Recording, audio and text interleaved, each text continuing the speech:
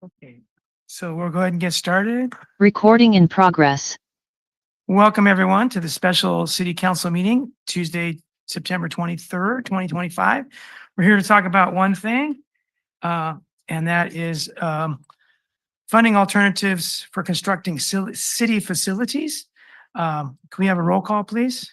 Councilmember McCarthy. Here. Councilmember McAdams. Here. Councilmember Biella. Here. Mayor Potem Fisher. Here. Mayor Delgado. Here. All right, so stand for a moment of silence, and then if Councilmember McAdams, you could lead us in the pledge, would that be all right?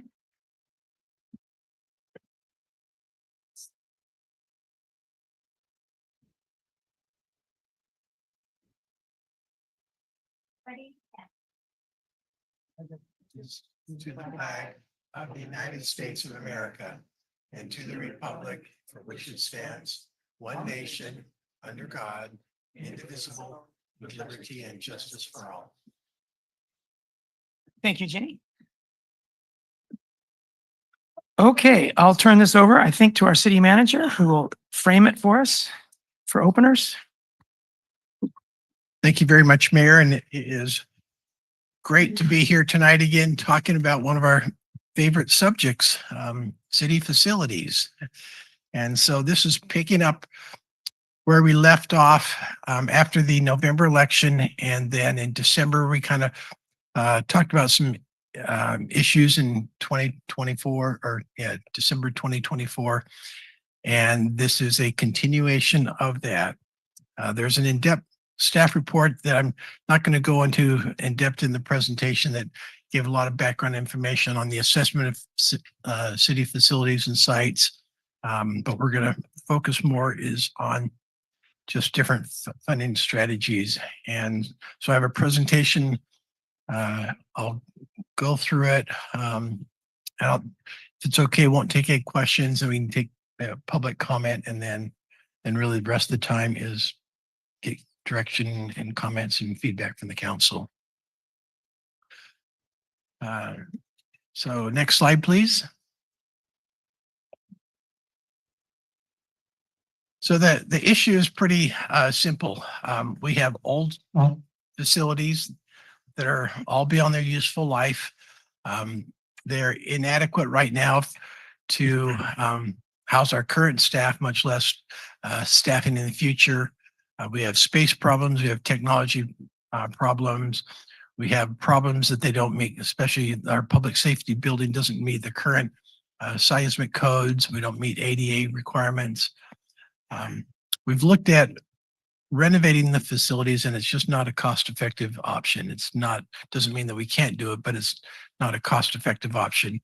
And we'll talk about that a little bit more in the future. If we renovate the facilities, it still doesn't address our current deficits on meeting rooms and spaces and things like that. Next slide. The other issue is the location of the fire station. There's really two issues with that. It's building a new station, but it's also getting it relocated in the right location, not only to meet national standards for appropriate emergency response times, but it's a critical emergency and safety issue of our community. The existing public facility does not meet our public safety needs. One of the problems with it was when the facility was originally built 25 years ago, we had a public safety department. We did not have a separate police and fire department. And so the building was built for a public safety department. It had to be reduced in size because of cost constraints. And so we can't, in today's standards, we can't meet, our apparatus can't fit in there. Now that we have a separate police and fire department, it just doesn't work. It wasn't designed for that. And so those are the two major issues that we're going to focus on tonight. Next slide.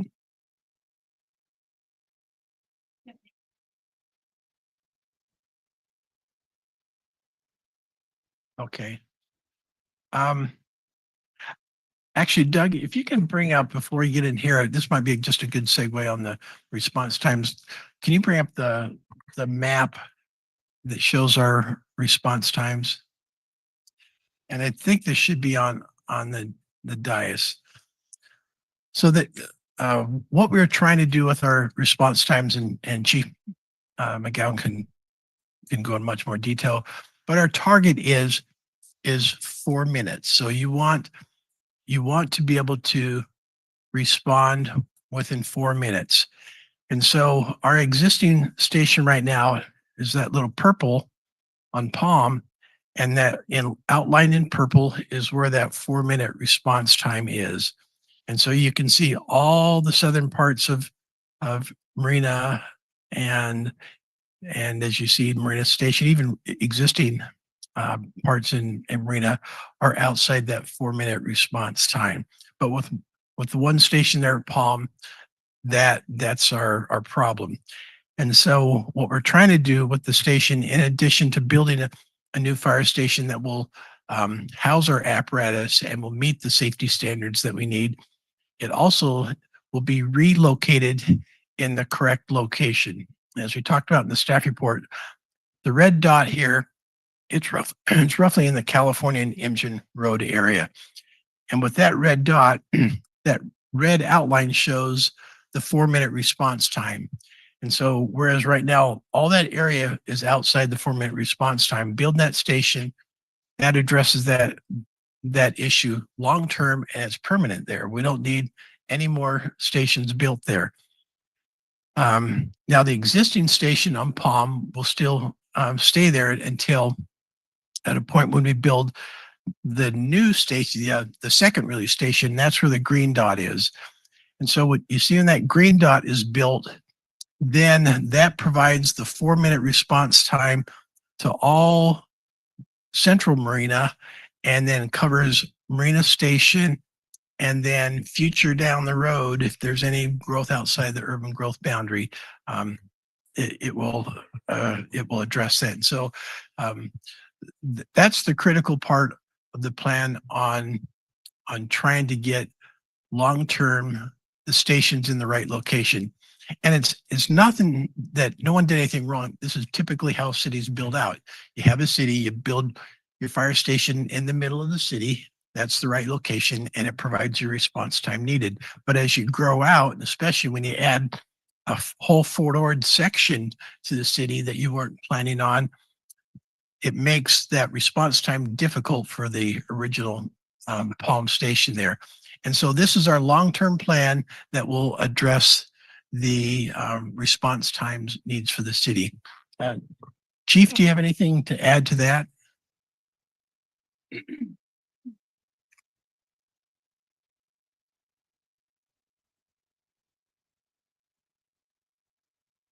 I apologize a little bit. We're kind of working through some technical difficulties here. But no, I think that, like you said, when the fire station was first built, public safety, and it was pretty much center of city, but with the addition, the 4 addition and everything, geographically, our city has changed. And so you can see we have a lot of the area of the city that is really not served by our current fire stations. One question I was getting, and just in case it was coming up again, was a 4 minute response time. That is from the time we actually get the call till we go. There's still, the turnout time, the answering time, the dispatch time, all those other times.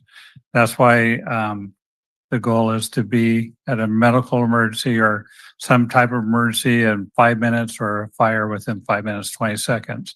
And that's the standard. Great. Thank you, Chief. Next slide.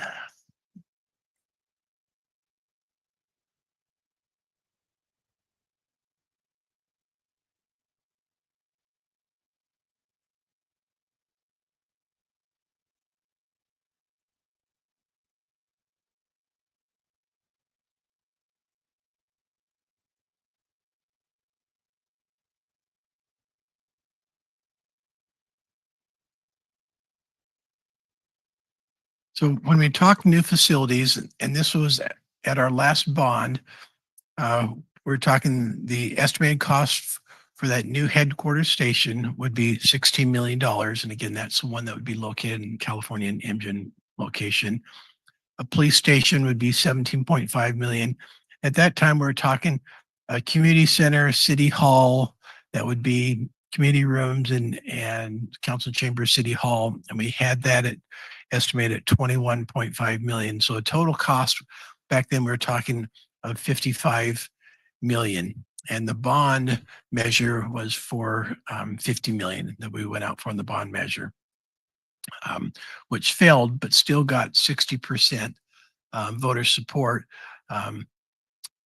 which I think, and even on our testing and talked about it, the voters came back very strong on the need for addressing our public safety services and being sure that we addressed them appropriately.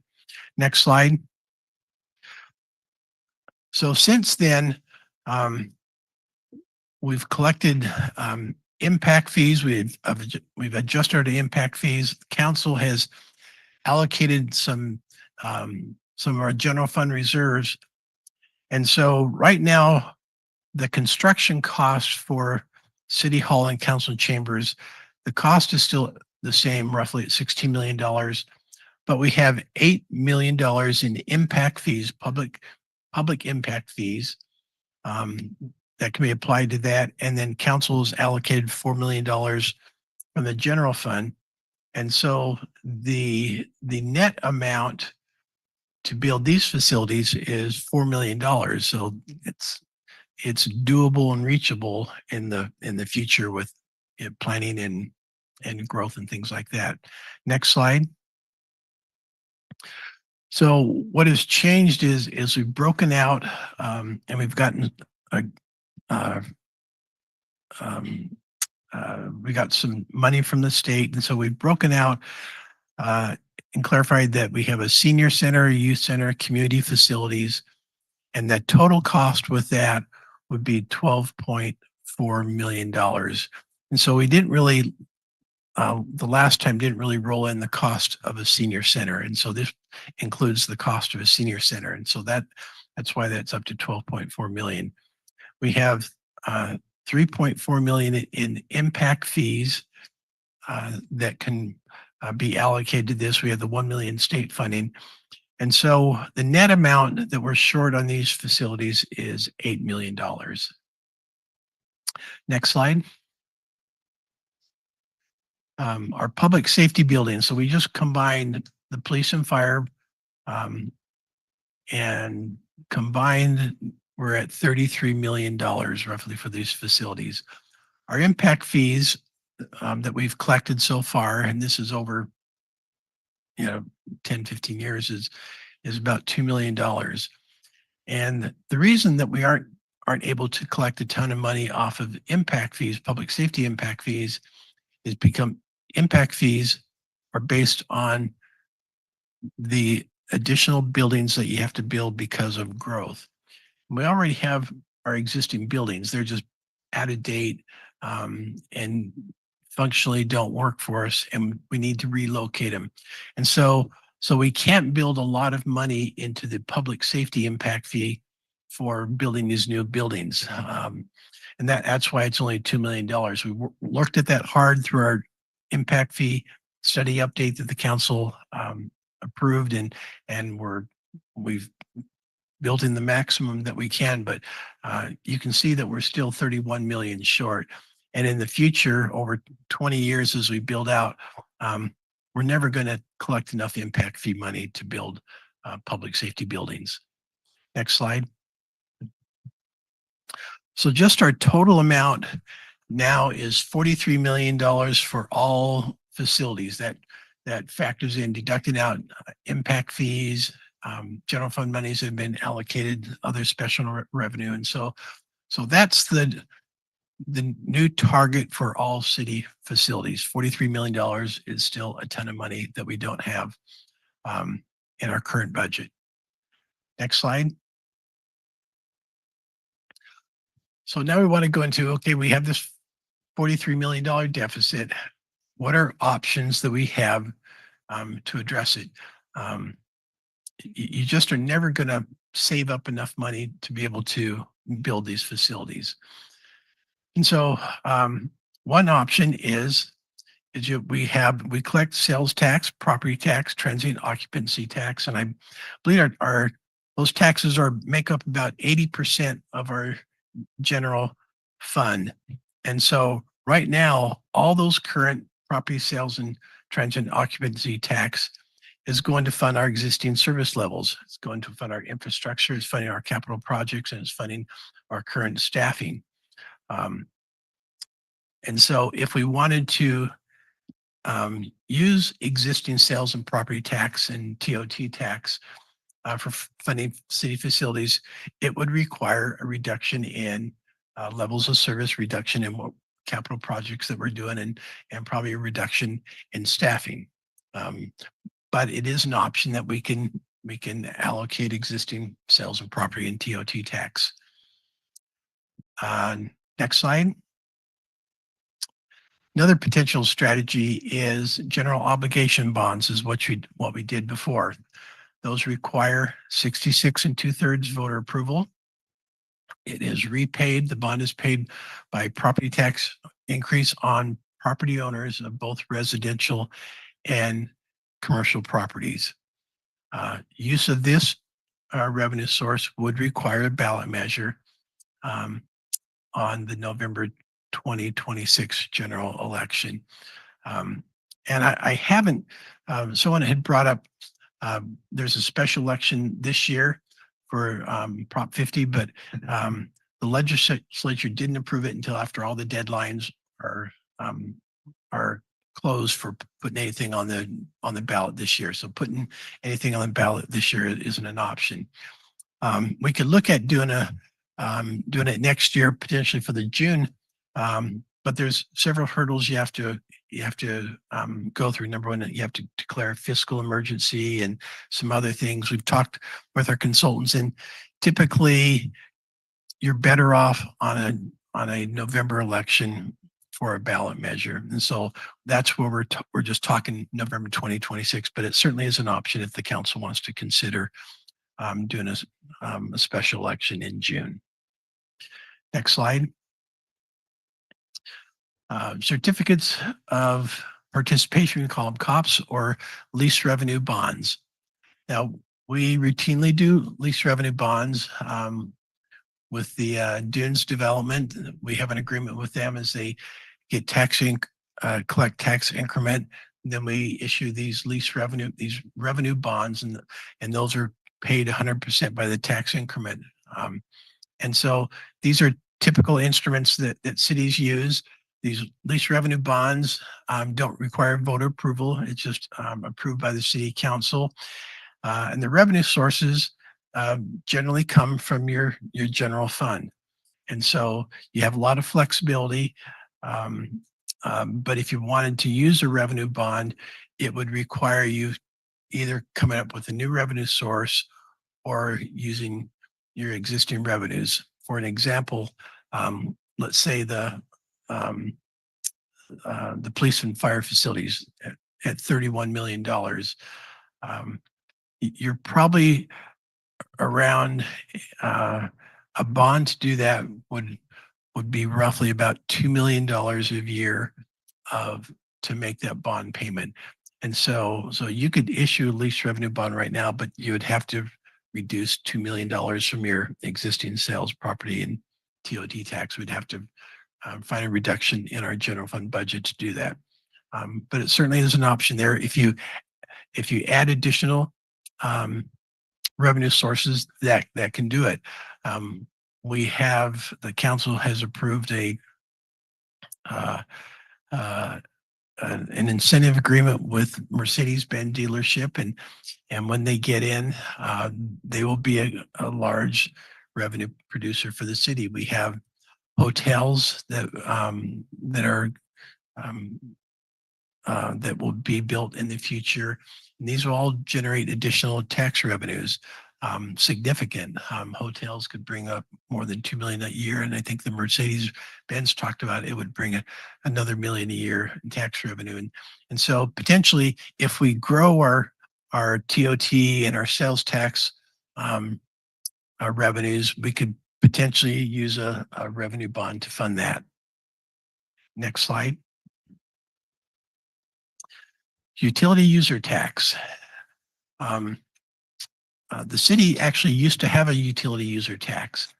And in 2004, it was sunsetting and went back to the voters, and the voters didn't approve continuing the utility user tax after that. At that point, that utility user tax was 5%. It's a tax on your utility services, electric, water, internet, telecommunication. Many cities in California rely on this as a when you look at your tools for your general fund, you typically have property tax, you have sales tax, you have TOT tax, then you typically have utility user tax, and those are your four main tax sources. And that we currently don't have. We've talked about it at various times with the public, but we've never really moved forward with that again. A utility user tax, unlike a general obligation bond, would only require 50 plus 1% approval by the voters. So your threshold is quite a bit less. With the utility user tax, you could use that additional revenue to fund a lease revenue bond if you wanted to build city facilities. Generally, it's a reliable tax revenue. It doesn't fluctuate too much with the economy. Utility user tax, it's categorized as a regressive tax in that it typically lower income people, a larger percentage of their gross income goes to pay utilities than higher income people. So it's called a regressive tax. But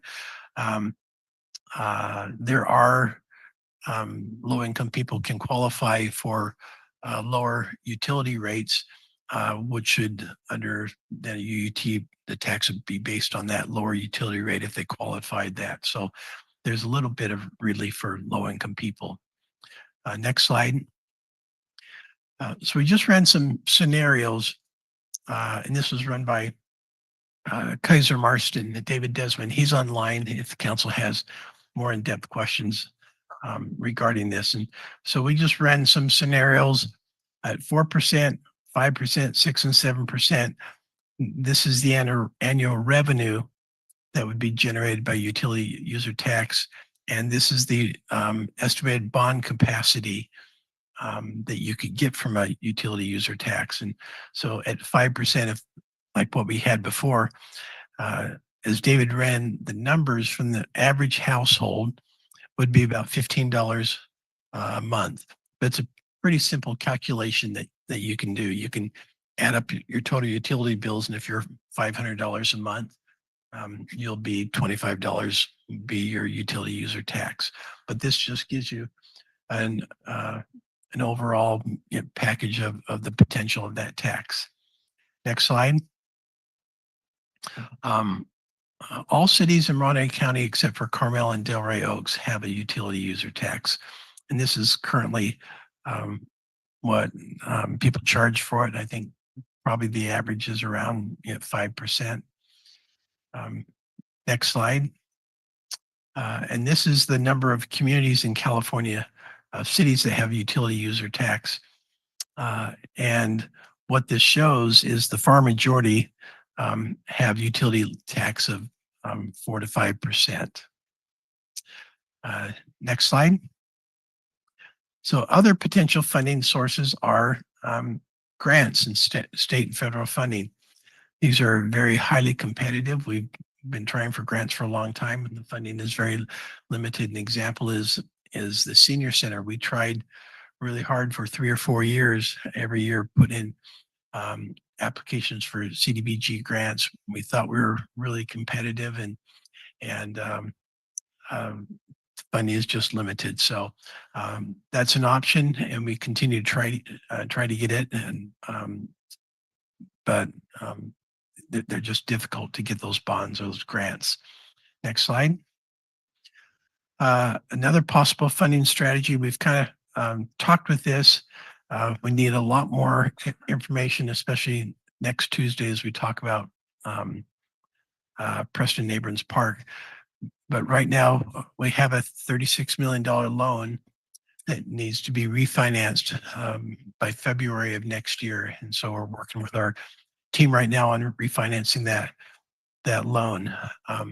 We've saved up over the last 10 years about $13 million to help us buy down that loan, because we knew 10 years ago that the interest rates would be higher, which they are. And so we knew that the payment for that loan would be more than what it is. And so we wanted to ensure we had enough money to buy it down to be able to take out a good loan for the property. And so our team is currently working on that. They're exploring a lot of different options.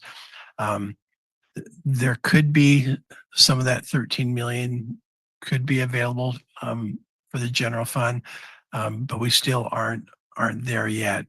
One of the parts, and then we'll talk about next week, is it's not only renewing the refinancing the loan, but it's also really looking at the long-term capital needs of Preston Abrams Park and being sure that we have sufficient funding to meet the long-term capital needs of the project.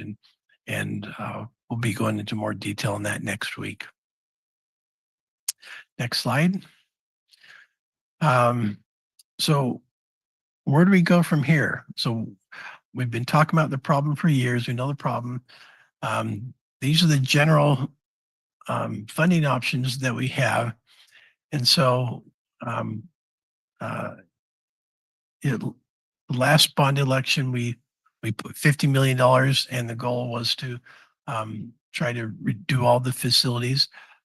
We can try that again, or we can try to prioritize and say, let's put our highest priority first and focus on getting that paid for. And then as the funding comes, we can focus on others. So that would be one strategy. Another strategy would be looking at a utility user tax and taking that out to the voters. Another would be looking at general obligation bond again and taking that out. We know there's challenges with that. But I think this time around, as we see the dollar amount has come down, and depending on if council prioritizes things, the GO bond could be potentially lower. But it still has that 66 2/3 threshold, whereas the utility user tax has the 50.1. We could also talk about opportunities to co-locate facilities. We've been focusing a lot more, as we've been talking police and fire, of co-locating those facilities together.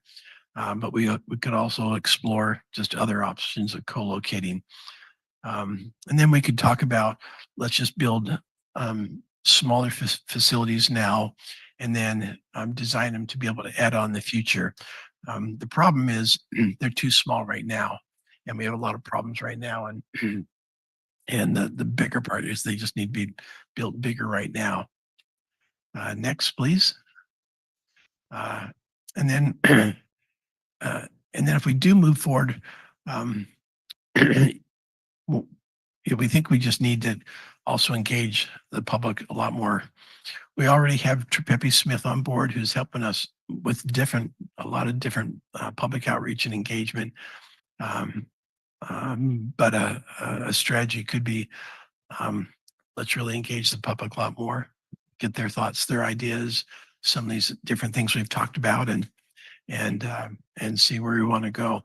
And in the packet, I went into much more detail on the different public outreach that you could do.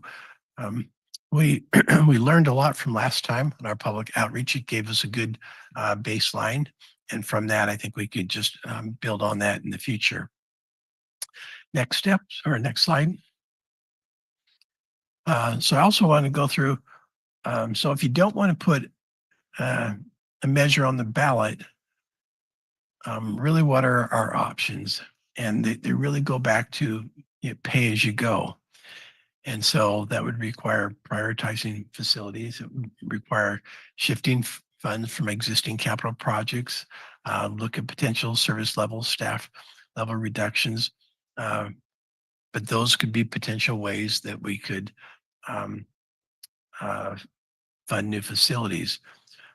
We also, to make the aquatic and the recreation center project moving forward, we had a small $11.8 million deficit.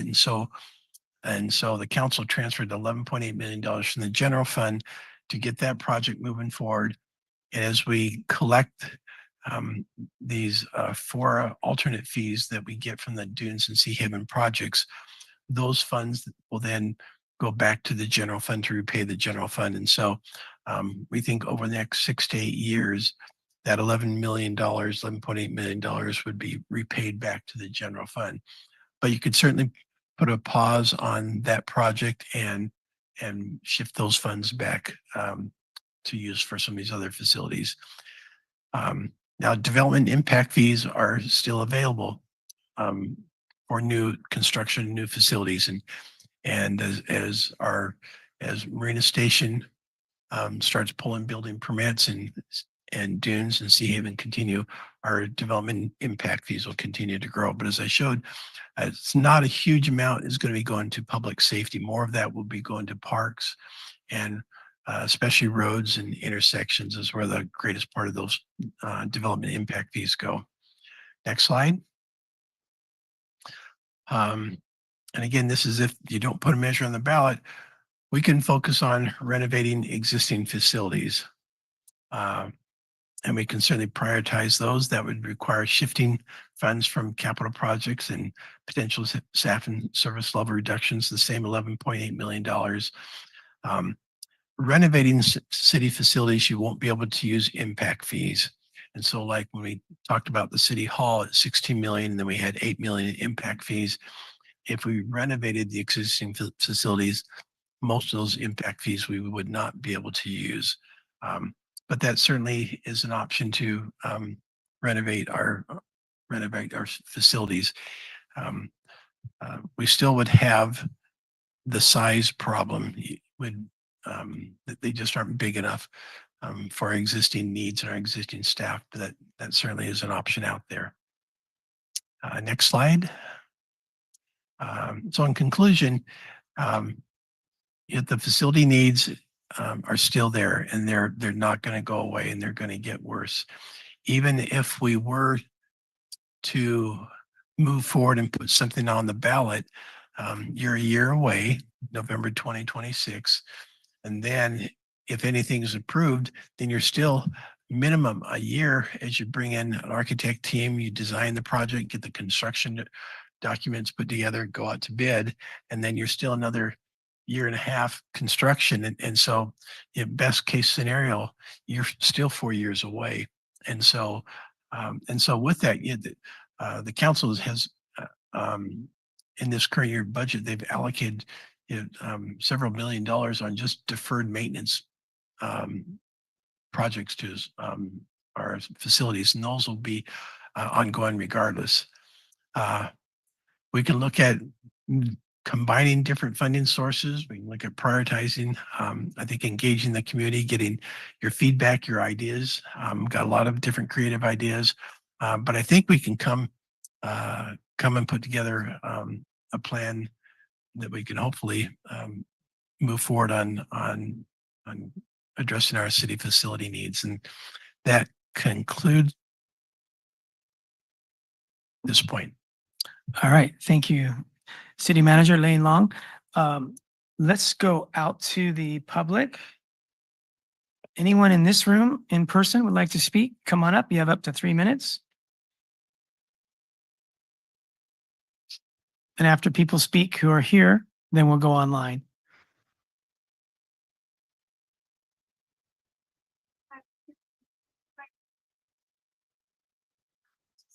Oh, hi, good evening. My name is May Dungo. I just want to express my opinion on this matter. First, I would like to thank you all, the mayor, the council, Lei Long, our city manager, everybody that works for the city. I appreciate everything that you do, and I know that you all work very hard. And I can never do your job myself. Secondly, the 66% threshold on the vote is very difficult to achieve, as if we will never be able to build anything at all.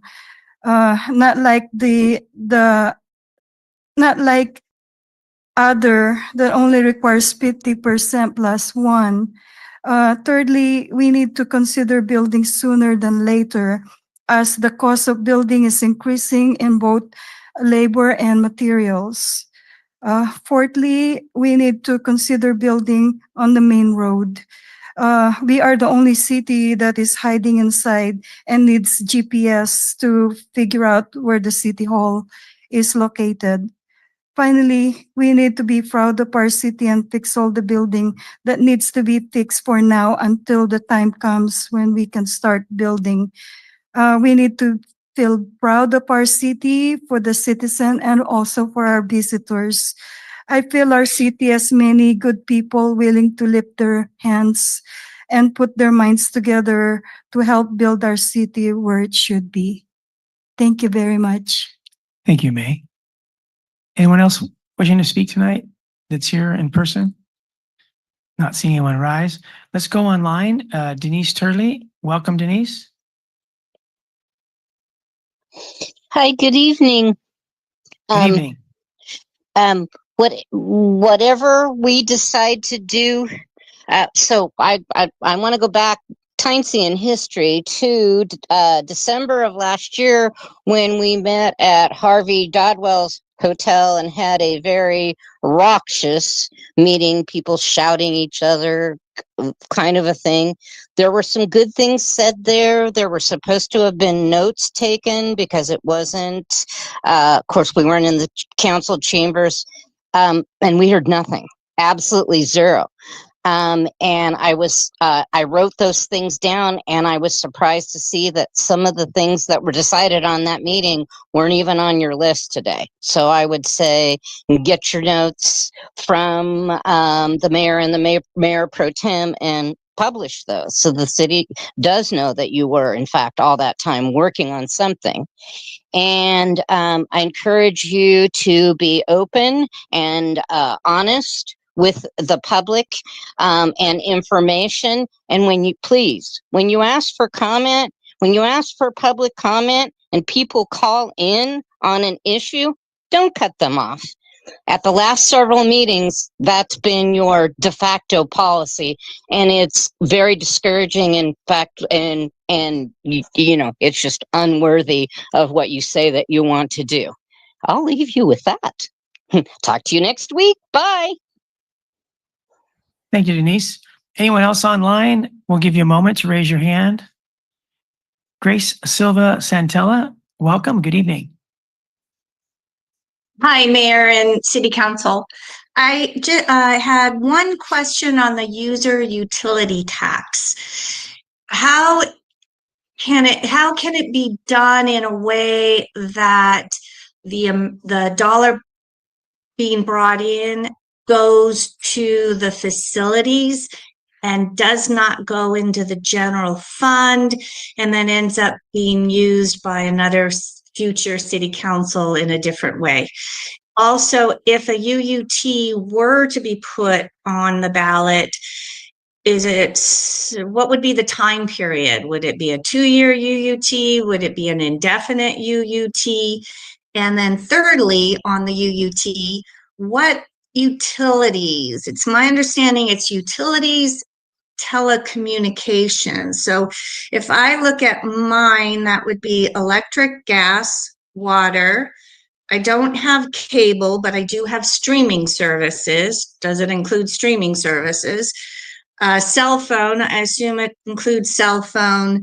I do have internet only that we pay for, and garbage. And that exceeds $15 a month at 5%, which personally I would be okay with a UUT if I knew for certain the money would be going to the facilities needs.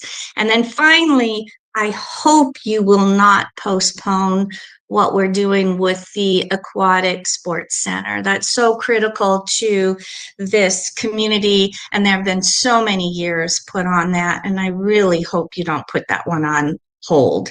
Thank you very much. Thank you, Grace. Thank you, Grace. Anyone else online? that would like to speak? Please raise your hand. Not seeing anyone. We'll close public comment. And let's get to the questions first. May didn't have any. Thank you, May, for your words. Denise, we will be sharing those notes. We have them on the dais. We have them available to the public. The summary notes from those citizen meetings. Grace, let's get to those questions. Lane, how can we ensure folks that the UUT dollars would go to the facilities we're talking about and not into the general fund for other purposes? It's a really good question. And our city attorney Renee can jump in, but under the state law, if you do a specific measure that doesn't go to the general fund, then the threshold goes up to 66 2/3. And so if you did a utility user tax and you wrote it that it only could go to buildings, then the threshold goes up to 66 2/3. And so you can write the measure to where it goes in the general fund and it goes to fund these types of facilities. But if you wrote it to go just specifically to that, then the threshold changes. Now, there are ways to mitigate that. If the council went out and did a bond, then, so if you had a utility user tax and say you brought in $2.1 million, if you did a bond to build the city facilities, the bond, once you issue it, it requires that project be built. And so the council, then future councils become obligated to make that bond payment. And so that is potentially one way to address that concern. Potential sunset periods, 1 year, 10 years, 15 years, 30 years. Yeah, the council all has the ability to do different sunset periods. I think that would play into your strategy on if you're doing a bond, how long do you want to do a bond? You could write the measures such that it is, say, up to 5%, and then the council can decide annually on if you want to adjust that down based on budget or needs. But you can definitely design the bond how you want to. And what utilities are included and what utilities are not included if we were to have a user utility tax? So the council can decide that, what type of utilities to include there. I think Grace was right in that typically the intent would be to cover electric, gas, cell phone, internet streaming, water, those types of utilities. So there's internet and then there's streaming services. She specifically mentioned streaming services as apart from internet. Is there any difference? I believe that is covered under the internet. Okay, so it could be included and it could be excluded. We'll find out more about that. Yes. Okay. Those are the only questions that I noted. Did anyone else have questions they heard that we haven't addressed from the public? Okay. All right. Let's go to Councilmember McAdams. Start us off. Thank you, Mayor, and you'll have to cut me off at 5 minutes. So I think regardless of the direction that we take, the current working conditions for our employees are embarrassing and unacceptable. And our team deserves much better. So as a part of this conversation, we do have $500,000 allocated this fiscal year and next for City Hall and Council Chamber upgrades. So, and I agree with, and I've heard Councilmember Biala state, how frustrating to have to invest that money knowing, in a 50-year portable, right? Of course, that doesn't make any sense. But I also feel very strongly about this. And for me, I don't necessarily like to go into City Hall or when we're in closed session, I look around or use the restroom, and it's just, it is gross. It's disgusting. So in as much as I agree that yes, oh my gosh, to put $1 million into 50-year portables is the silliest use of money, I do think that it's necessary because as the city manager said, we're potentially going to a vote. Does that pass or not? And then we have another year. I mean, it's just, we're continuing to delay this.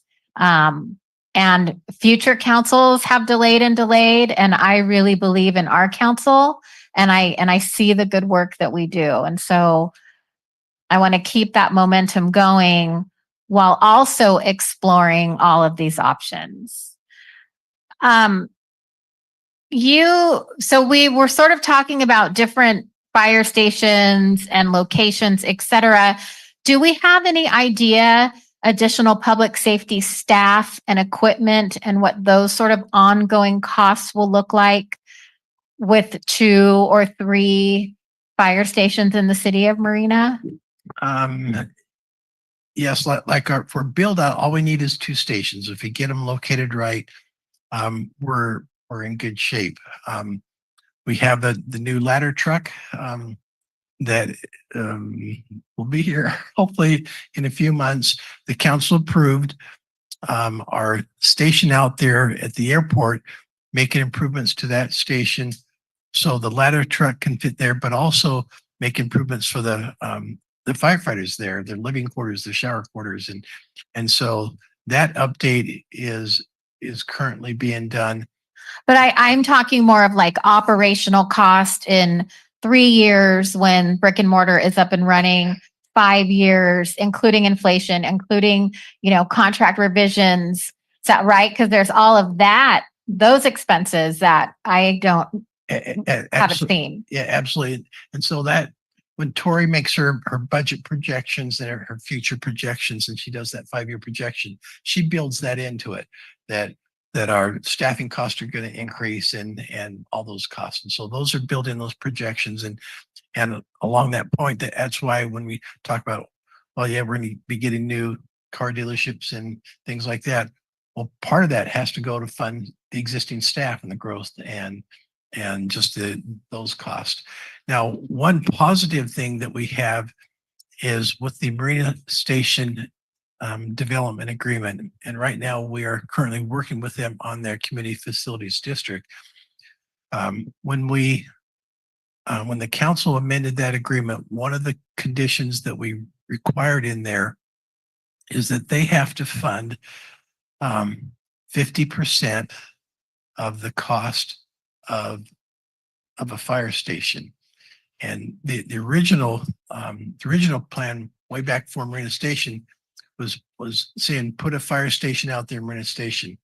Well, fire station out there at Marina Station doesn't work because it would only service there and it's too far out for Central Marina. And so back in 2020, when Doug did the fire service study, it said, Vince DiMaggio, that's the right location. But what we've built into the agreement is Marina Station will be funding 50% of the operational cost of our fire services up to $1.2 million a year. That's an annual cost. That's a huge additional revenue source that we have built into that agreement that will help provide future fire services.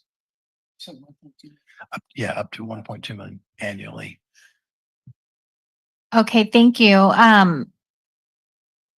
So that sort of leads into my next question, because I get like these little bits of information randomly like that. Sorry, am I there? Oh, okay. Want me to stop? Okay, I'll finish this one. It's just, and I heard that from the community too, was that there wasn't really clear messaging, or they didn't feel confident in the city of investing in this capacity. And I kind of agree. I mean, I experienced that too. Like, why isn't this information in our packet, or why didn't we hear about that before when we were talking about the ballot measure? So how is the city going to provide the community a clear plan, clear messaging, and confidence from the community and from the voters, and assurances that the money, sort of what Miss Gray said, she wants to feel confident that her money is going to go towards the facilities and not in the general fund, and we're short here and short hair, and then we're just going to use that money for other things, whether I'm here as a council or future councils.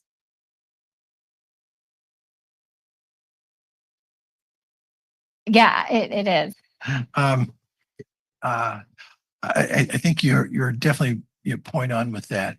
I think part of if we do move forward, we really want to engage Trepepe Smith and really reach out to the community even much more than we did last time. And what I put in the packet was talking about a lot of community meetings, a lot of workshops, and just talking with people.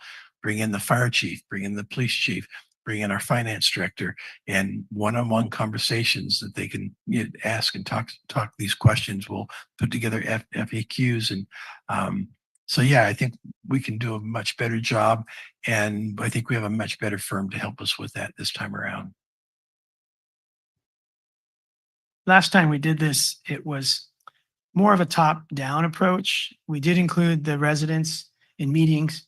And we heard during that 1 year period that they wanted to be more in the driver's seat. So right after last November, two of the more prominent opponents of Measure U said, let's get on this right away. We want these facilities, but we weren't happy with the process. We had lots of reasons why we were voting no. Different people had different opponents had different reasons for voting no. And so these two residents, Paul Manuel and Peter Lay, they were part of a group of about 5 or 6 people. May was one. Bob Nolan, retired commander here at the police department, was another. Elizabeth and myself. Anyway, it was mostly driven by the residents. Elizabeth and I were basically taking notes and providing question answers, whatever, answers to some of their questions that we could. And then at that Spring Hills Suites hotel meeting, there was about 25 to 30 residents. There was probably about 6 supporters and just over 20 opponents. So mostly it was opponents, but there were supporters in the room. And basically, they did a great job. They did part of our job for us in that they brainstormed all the options they could think of, including the ones we heard tonight. And some of the ones we're here tonight for the first time hearing them, and they're not in here. But most of the options, there's 12 options here that they came up with. And then they came up with the information they needed. And this was one person voted no because he or she didn't know X. Another person voted no because she or he didn't know Y or Z or whatever. And so we brainstormed all that information that would have made a difference to them. Perhaps if they would have gotten the information, if they would have agreed with it, maybe and liked it, they might have voted yes. But one reason they voted no is because, as Jenny just mentioned, Councilmember McAdams, we didn't do as good of communication outreach as we could have. And so they asked questions about development impact fees on page 2, city finances on page 3, existing city buildings on page 4, fire station got the most questions on page 5, police station on page 6, community center on page 7, Preston Park and Abrams, really good questions. Some of them really complicated, but they want the answers and general information they needed. And then we listed arguments against and arguments for Measure U that they all brainstormed. So I think that part of the motion tonight should be to ask city staff to take a look at this and come back and tell us what is affordable to answer and do, and what is too expensive or would take too long to do, so that the public can find out which of their ideas or questions can be answered and which do we want to tell them, you're asking for too much. We don't have the time or the money for this question or that question. But I think part of the motion tonight should be, digest this and have city staff respond to it. There's nothing, I didn't hear anyone yell at anyone that meeting. I thought it was a very constructive, people weren't happy about the measure. They weren't happy about certain things, but I thought they came together pretty well to spill their guts in constructive, articulate ways. And it's captured here, primarily thanks to Elizabeth for organizing it in a nice format that she did. All right. So I'll turn it over to anyone else that wants to speak. Let's go to Councilmember McCarthy. Thank you, Mayor. First, I want to say that I'm really struck and encouraged, and I've said this before, but how the majority of our community came together to support the prior measure. And yet there were plenty of opponents too, and I think that's really important to talk about, but I'm really encouraged by that, and looking forward, I don't want to forget that. Um, and I think, as Councilmember McAdams said, one of the messages that the opponents told us very loud and clear is that they didn't feel like the information that we were presenting on how we were going to move forward with these facilities was adequate. And I think that's quite frankly, as Councilmember McAdams said, a valid concern and one that we need to address going forward. Just a couple questions for staff in regards to the UUT and a potential future measure U, right, a bond measure. We could put both on the ballot at the same time. Would that be correct? Correct. And one of the things that I heard previously is that so much of our property tax already goes to kind of these city facilities and city uses. Is that true? How much of a resident's property tax actually comes back to the city and gets used for anything that has to do with the city of Marina? Yeah. Tori could give you a much more detailed response on that.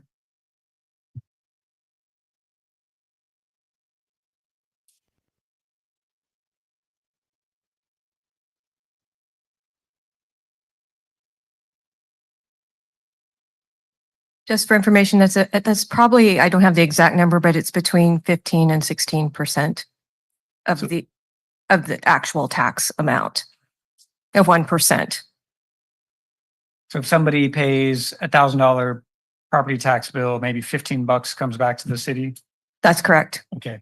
And then the other thing that I thought was interesting is that I had stepped into the Spring Hill Suites meeting for a quick moment as well, and there was an individual that was talking about how so much of their money goes to the city, which, as Tori just mentioned, that isn't actually true. What's interesting is the money that does come back to the city are those people that were sitting in that hotel that are visiting, right? It's those uses it's those people from out of town that are paying our way, and I think we should be really grateful for that. And just speak about that candidly. So yes, it's important that property taxes, $15 out of every $1,000 comes back to the city for some use. But the reality is it's the people that come to our Walmart and shop. It's the people that stay at Spring Hill Suites that are from Arkansas or wherever they may be from that are paying exorbitant amounts of TOT taxes. So those are just a couple thoughts and questions that I have so far. Thank you, Mayor. Were your questions already answered? Yes. All right, let's go to Mayor Pro Tem Vischer. Kathy is very quiet tonight. Oh, thank you, Mr. Mayor. I don't think I have questions, but a lot of remarks, of course.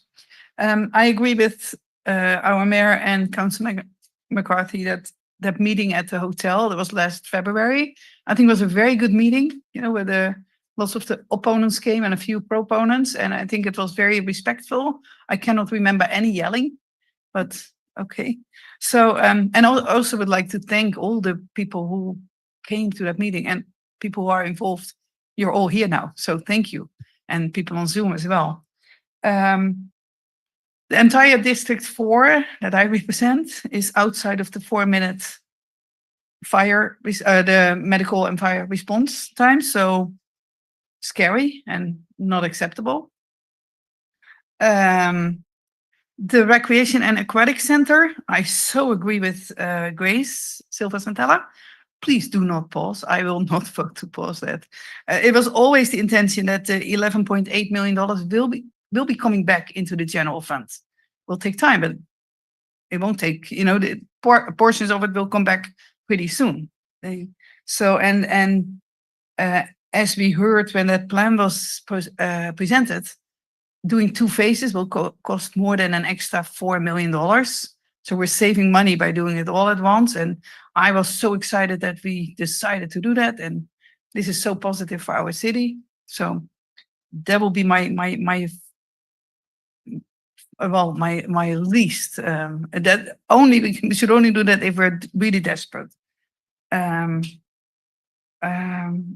And then, what nobody mentioned, well, we haven't looked at, we haven't discussed any potential locations. We know there's several potential locations. I think we should be open to look at all the options we have. We have an Arts Village building that has been stabilized or is almost done. 36,000 square feet that we own, plus land around it. So just keep an open mind about everything. And then for property management, I agree with everything that my fellow council member McAdams said. And property management used to be my field. It is hard to decide, how much to invest in buildings, especially if you do not know how much longer they will be used. If there's an end time, it's so much easier. Then if we need to do this for 5 more years, we'll do only what's really necessary. But if we don't know, and I agree, staff is working in not so nice conditions, to say it mildly. So we have a lot of work to do. And I'm excited to do this time with more public input. So thank you. And of course, I would like to see answers to all the questions that came out of that February meeting. Yes. Thank you, Mr. Mayor. Councilmember Biala. Thank you, Mr. Mayor. I'm just thinking very hard. These are huge decisions that we have to make. And so I'm just thinking that's why I was kind of quiet. Please time me because I'll have to talk later. So what I'd like to know is what kind of decisions are we expected to have tonight, if any? Is there something you're looking for tonight, or are we going to keep talking about the same thing for another 4 meetings before we decide on what to do? I need to know. I think we're looking for some direction on how to move forward. Whether it be look at different revenue sources, answering your questions to your plan B. We just want some direction and ideas to move forward. You want to hear our priorities, I want to hear. because then you're not saying we're going to give direction to get more details on the whole things that you presented already. The thing is, Right. the time will start to go by really I know. fast. I'm aware of that. That's why I'm concerned. Yeah. Okay. All right. Because just the input that we've had thus far is not going to get us to there. I mean, I have just questions. It's not a decision. I'm saying, well, should go for the UUT over a bond measure or whatever. That's not the point we're at. And none of our questions has so far been able to get us closer to that, I think. But And really the decision, if you're putting a UUT on the ballot, the decision really doesn't happen until June. But you have from now to June to really engage the public and answer all these questions and get the public feedback and explore options. Like you said, if you're saying, let's focus on public safety as a priority. How do we do that? One of my suggestions would be to get our public and Trip Smith really engaged early on, start helping us with ideas. Another would be FM3, who is one of the best surveyors in the state. Who they did our last surveys, engage them up front and survey the city. And so if the council wants to consider a UUT, ask that. Want to consider a geo bond? Want to look at both? But start getting that survey out there, start getting that feedback and information so that you have between now and June to put your game plan together. so just my comment is the last go around, the consultant that we hired basically gave us a lot of information that said people were very positive about the direction of council in the city, et cetera. There was that general study that was very positive. And then on this bond measure, they actually did not recommend that we go forward. Isn't that correct? Yeah, what they said actually was very accurate. Yet they said that they didn't think we would hit the 66 2/3 threshold, but they thought we would get close to it. One of the nuances of the study was if the bond was reduced, would that be enough to hit the 66 2 threshold? And they said they still didn't think that would be enough to hit that threshold. But there's a lot of information you can get from a Right. study. And I do disagree that I think we had a lot of information going to the public, enough so that 60% of all voters voted for Measure U. So I want to make that really clear. I think we can do a lot of improvements and have a little different strategies, but especially for a bond measure, the 67% is, I think, really out of reach for almost everything, in my opinion, because of the economy, because of the way in which people, if there were opponents before, I think we're going to find it's the same and maybe even higher because of the economic and the uncertainty that's in our country right now. So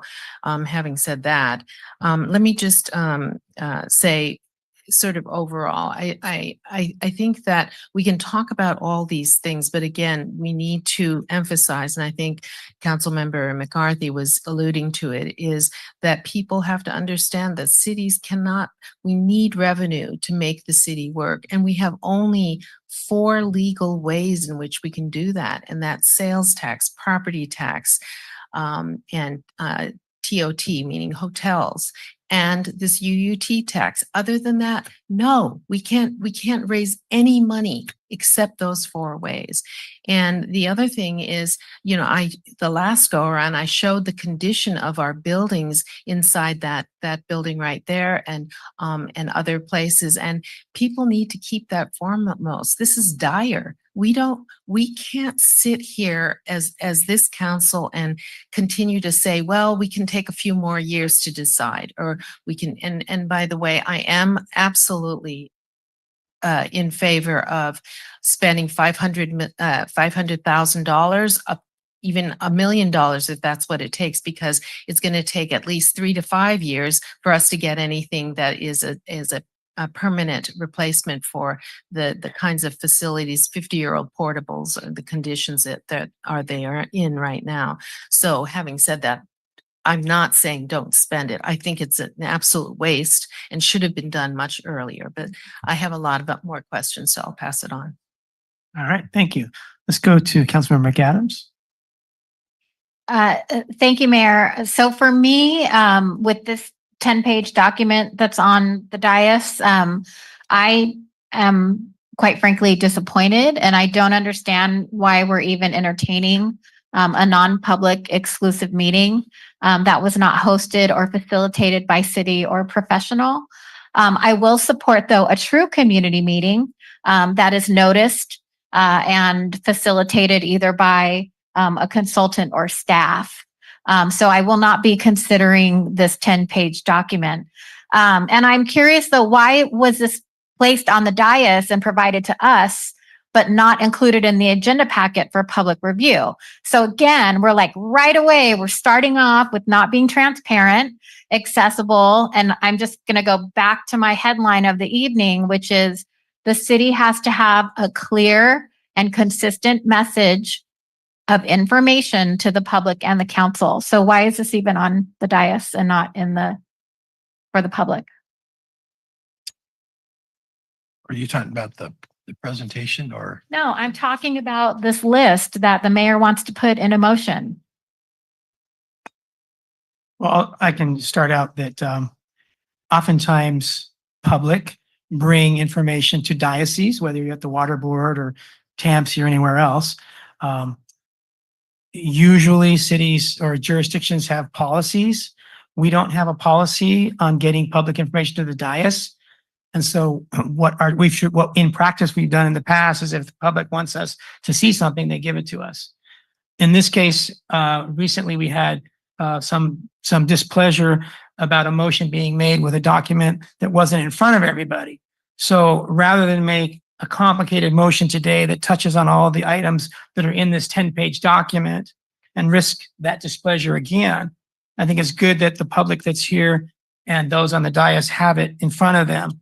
So when we go to make a motion, we all have the opportunity to know what we're talking about specifically. So those are a couple of thoughts that I have. Okay, well, thank you for that. And I'm still in no way, shape, or form gonna be supporting a document. I don't know who authored it. It's from February of 2025. And I mean, as much as I appreciate these efforts, I will support and I will place a substitute motion for a true community meeting that's noticed to the public, that's inclusive, where I believe Miss Turley asked like, hey, I want to see those notes. How come I don't have access to them? So again, just going back to, we have to be transparent. We have to be consistent with communication. I appreciate whoever put this on the dais, but for me, I just feel that this is just honestly, it's frustrating. So thank you. Yeah, I recall when Lock Patent Park came before us, there were some citizens that put up two different packets of information they put together, little booklets. And we, thankfully accepted those and we reviewed them, and each of us made whatever use we wanted to make of those documents. So I think it's not unusual or unprecedented to get citizen produced documents. But nobody came to public comment to give this to us. Actually, This they was did. just on No, the they dais. did. Back in March, they came and they sat at the podium. They handed out copies. But not tonight. No, not tonight, but it's already been presented to the public, to us. Several So did months you make copies and put these on the dais? ago. No, I did not. Okay, so how did they magically appear here? I think it was go ahead. So I requested the clerk to make copies. And so I do have a letter here that our mayor read. It's dated February 17th from Paul Manuel. So one of the residents who was really involved, who organized this meeting. And he couldn't be at the meeting, but he asked our mayor to read this at the meeting. And it is about what came out of the meeting. So I honestly cannot remember how we shared it, but it has been shared after that meeting. And what I should have done myself better is talk with our city manager, because all these suggestions, questions, they should have been worked on in the last half year since the meeting by staff, because we could already have so many more information at this meeting for it to share. And I agree that we need to be transparent and share with everybody. So this was a last minute thing today. So I apologize for that. And I blame myself for not having worked harder this last, I worked hard on other things, and I should have not forgotten about this to ask staff to come up with information that the public has requested. So I think Does we it were help? given specific direction. We gave staff direction back in February. Don't do Yeah. anything with this public information I can't remember. Yeah. until this council gives you direction. Mm. And the council can't give you direction until we hear from staff to summarize what happened in the election and what steps staff think we should consider next. So we specifically told them, don't do anything with this publicly generated information until we have a meeting like tonight. So tonight we're having that meeting. And so, But this wasn't a like city meeting. This was like, it was a citizens meeting. right. So I have a big problem with council directing staff to do stuff with a non-city public meeting. That's not our lane. That's not what we do with those are taxpayer dollars that pay our staff. And so for me, I have a big problem with that. If you all want to go and do research and hire your own staff, fine. But, again, like this was not a public meeting. It was not a city sanctioned meeting. There were no minutes. It's not on YouTube. So I have a big problem that it's here, the information is here, and we're even talking about it.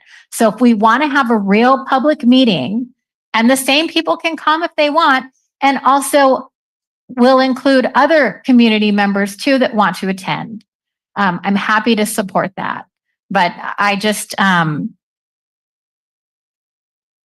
again, we have to have consistent information. We have to be transparent. We have to be accessible, fair to everybody. And this is starting off the wrong foot for me.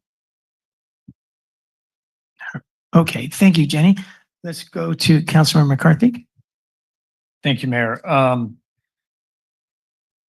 I'm going to leave that one alone, not because I don't think there's valid concerns, but I think that as a council, at this point, we've got to come together and figure this out to conduct the business of the city. A quick question for city manager. You mentioned that Marina Station would need to contribute 50% of the cost of a new fire station.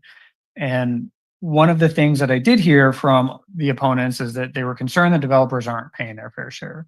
So my question to you is, if we build it at Vince DiMaggio, my guess is that 50% is much lower because are they going to pay for 50% of the assessed value of that land, or how does that work versus a new parcel? Yeah, so it's built into their CFD cost. And so our staff is working with the team on that CFD cost. That will be coming back to this council pretty soon.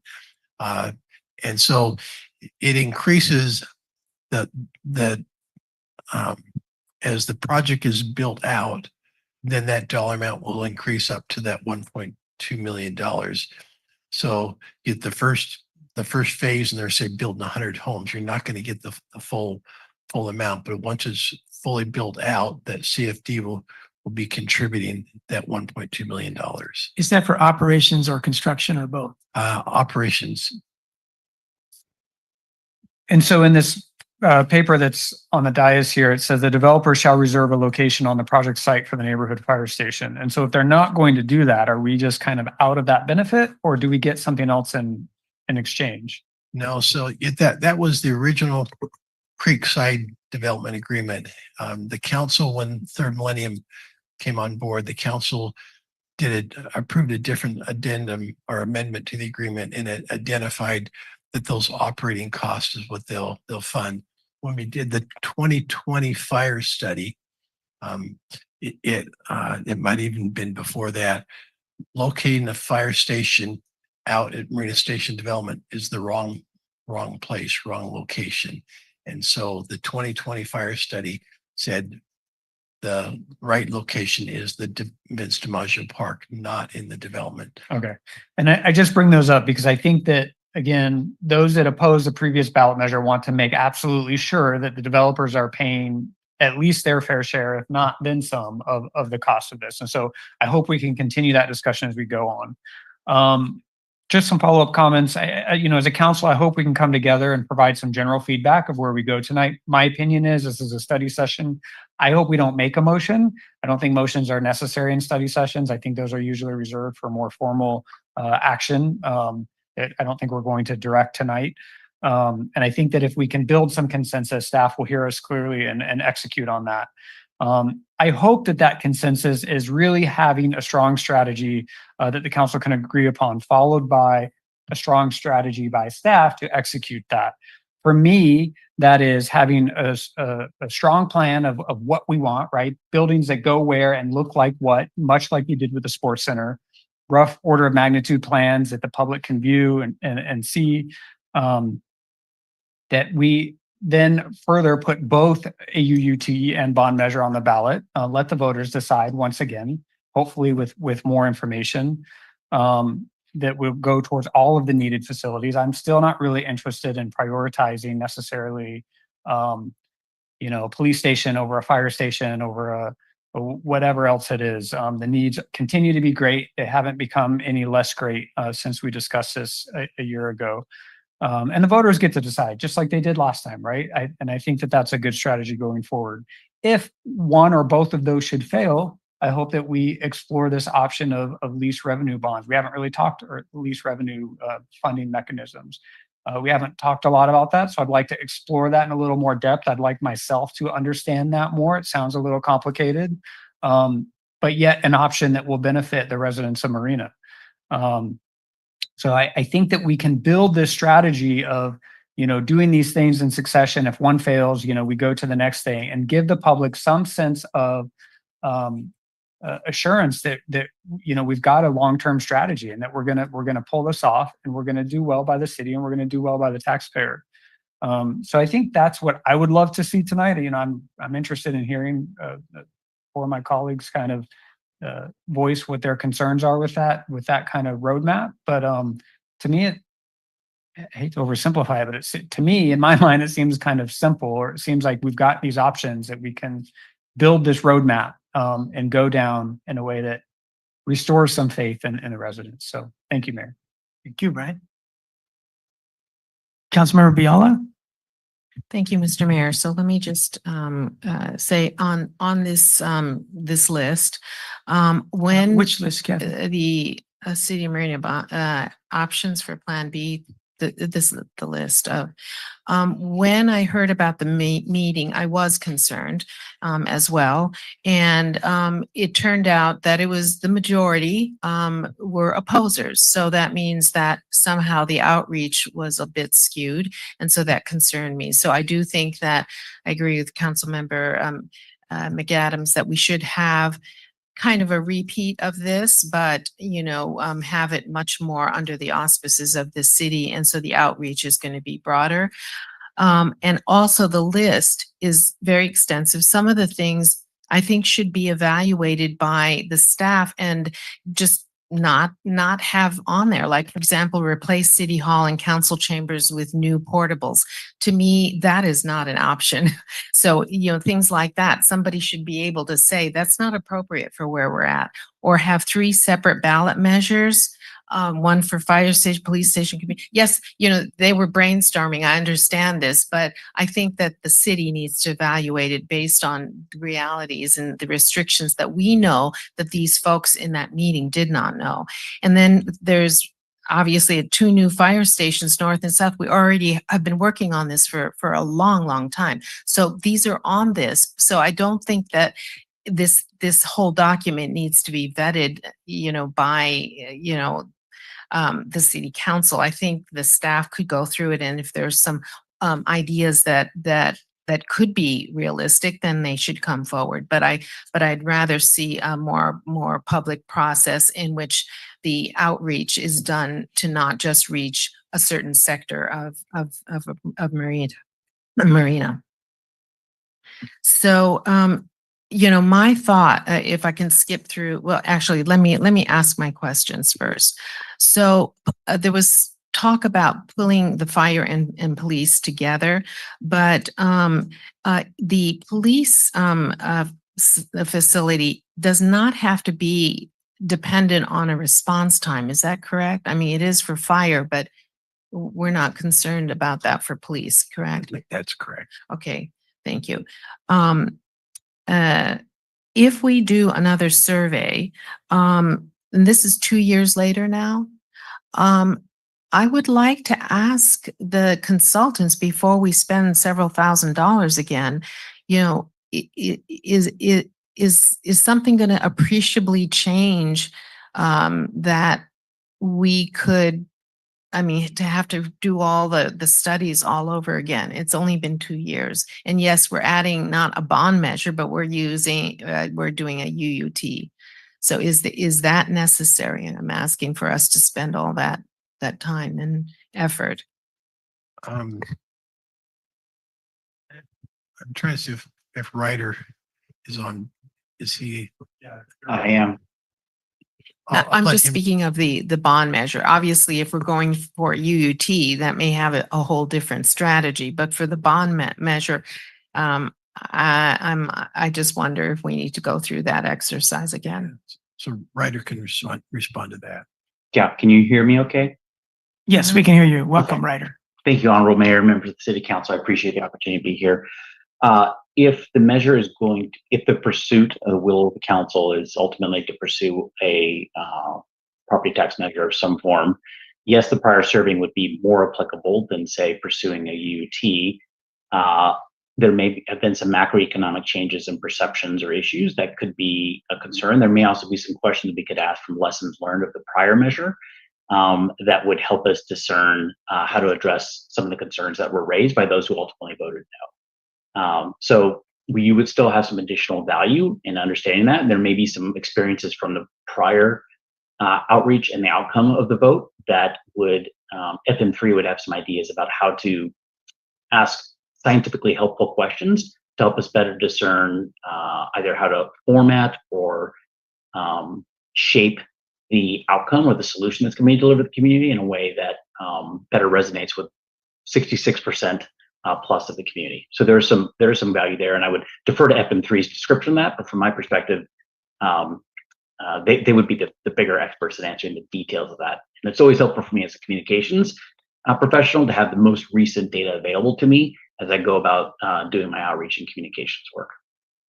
Okay, well, I can say to my fellow council members that for some sections of this community, a tremendous amount of energy was put into Measure U.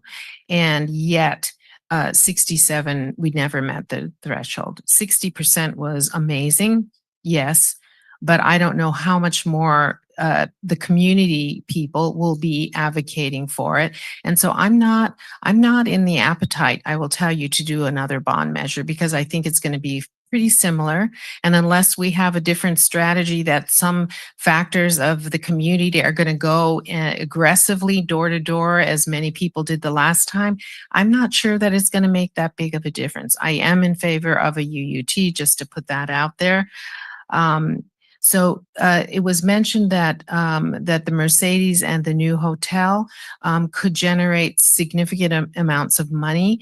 Can we quantify that so we know, is that an area where we can really say we're going to make a significant amount of money that would contribute to this whole effort?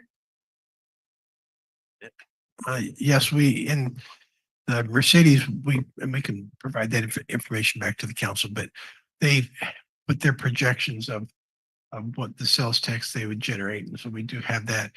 A really good hotel could generate, and our TOT tax rate is 14%, one of the higher rates. And so a good hotel will generate between 500,000 to over $1 million a year for Okay. 100-room And hotel. Mercedes maybe $1 million? Yes. Okay, so that's only 2 million to get to 50. So we really can't count on it. It might be helpful with the lease, the Correct. With the lease one. revenue bond. Yeah, And but- those are still years down the road. before right. those. And I think that the UUT will guarantee a more longer term kind of income for the city, because we're kind of looking at sort of maybe some long-term things, but things that could be up and down with revenues from private enterprises and stuff. So, okay. And let's see. I had that answered. Okay. I'll go on to the next one, please. Thank you. Mayor Pro Tem Vischer? Thank you, Mr. Mayor. And yes, I would like to get back to the copies that I asked our clerk to make. This is I think the first time ever that I asked the clerk to do that. For that meeting, I used my own printer. I even had extra copies that I brought for tonight because I'm thrifty. I brought them from February. But anyway, I won't do that again. So I won't ask the clerk again, let me say that. But I agree with Councilmember McCarthy. We need to get together. We need to work hard. We need to be on the same page to get this moving forward. Let me see. This is just what the residents were concerned about, especially those who voted no. This is so valuable, I think, to know why they voted no. And they also knew that we were pretty close, because what I remember was that the consultant predicted low 50s, not close to 60s. You're going to make like 52% or so. And we made 60, which they never, ever predicted. And so these residents were like, oh, we need still a lot of more people. But they were like, what can we do? You know, if you listen to us, we can convince a large group of especially long-term Marina residents who voted no, we can convince them to vote yes if we do this and this and this. So for me, this is very valuable. And I know there are things in there that are not legal or they're not practical. So yes, staff will need to vet all this. Okay, let's see. And then, the TOT 14%. I just want to mention that's thanks to a citizens initiative in 2018. That was just when I moved here. So I cannot take credit, but I can take credit that I got involved by knocking on doors and explaining to people. And when you explain it, people voted yes for all those 3 measures on the ballot that year. And thanks to that, there's so much more extra money has been coming in since 2018 or 19, whenever that started.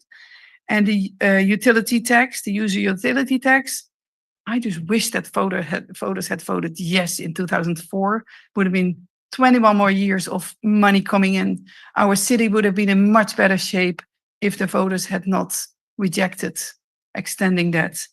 So for me, looking at that we are only one of the 3 cities on the peninsula or in the Monterey County that do not have it, that's for me, we need to ask and explain to our voters that we really need this income. Other cities have it. We don't have it. Marina hasn't had it for more than 2 decades.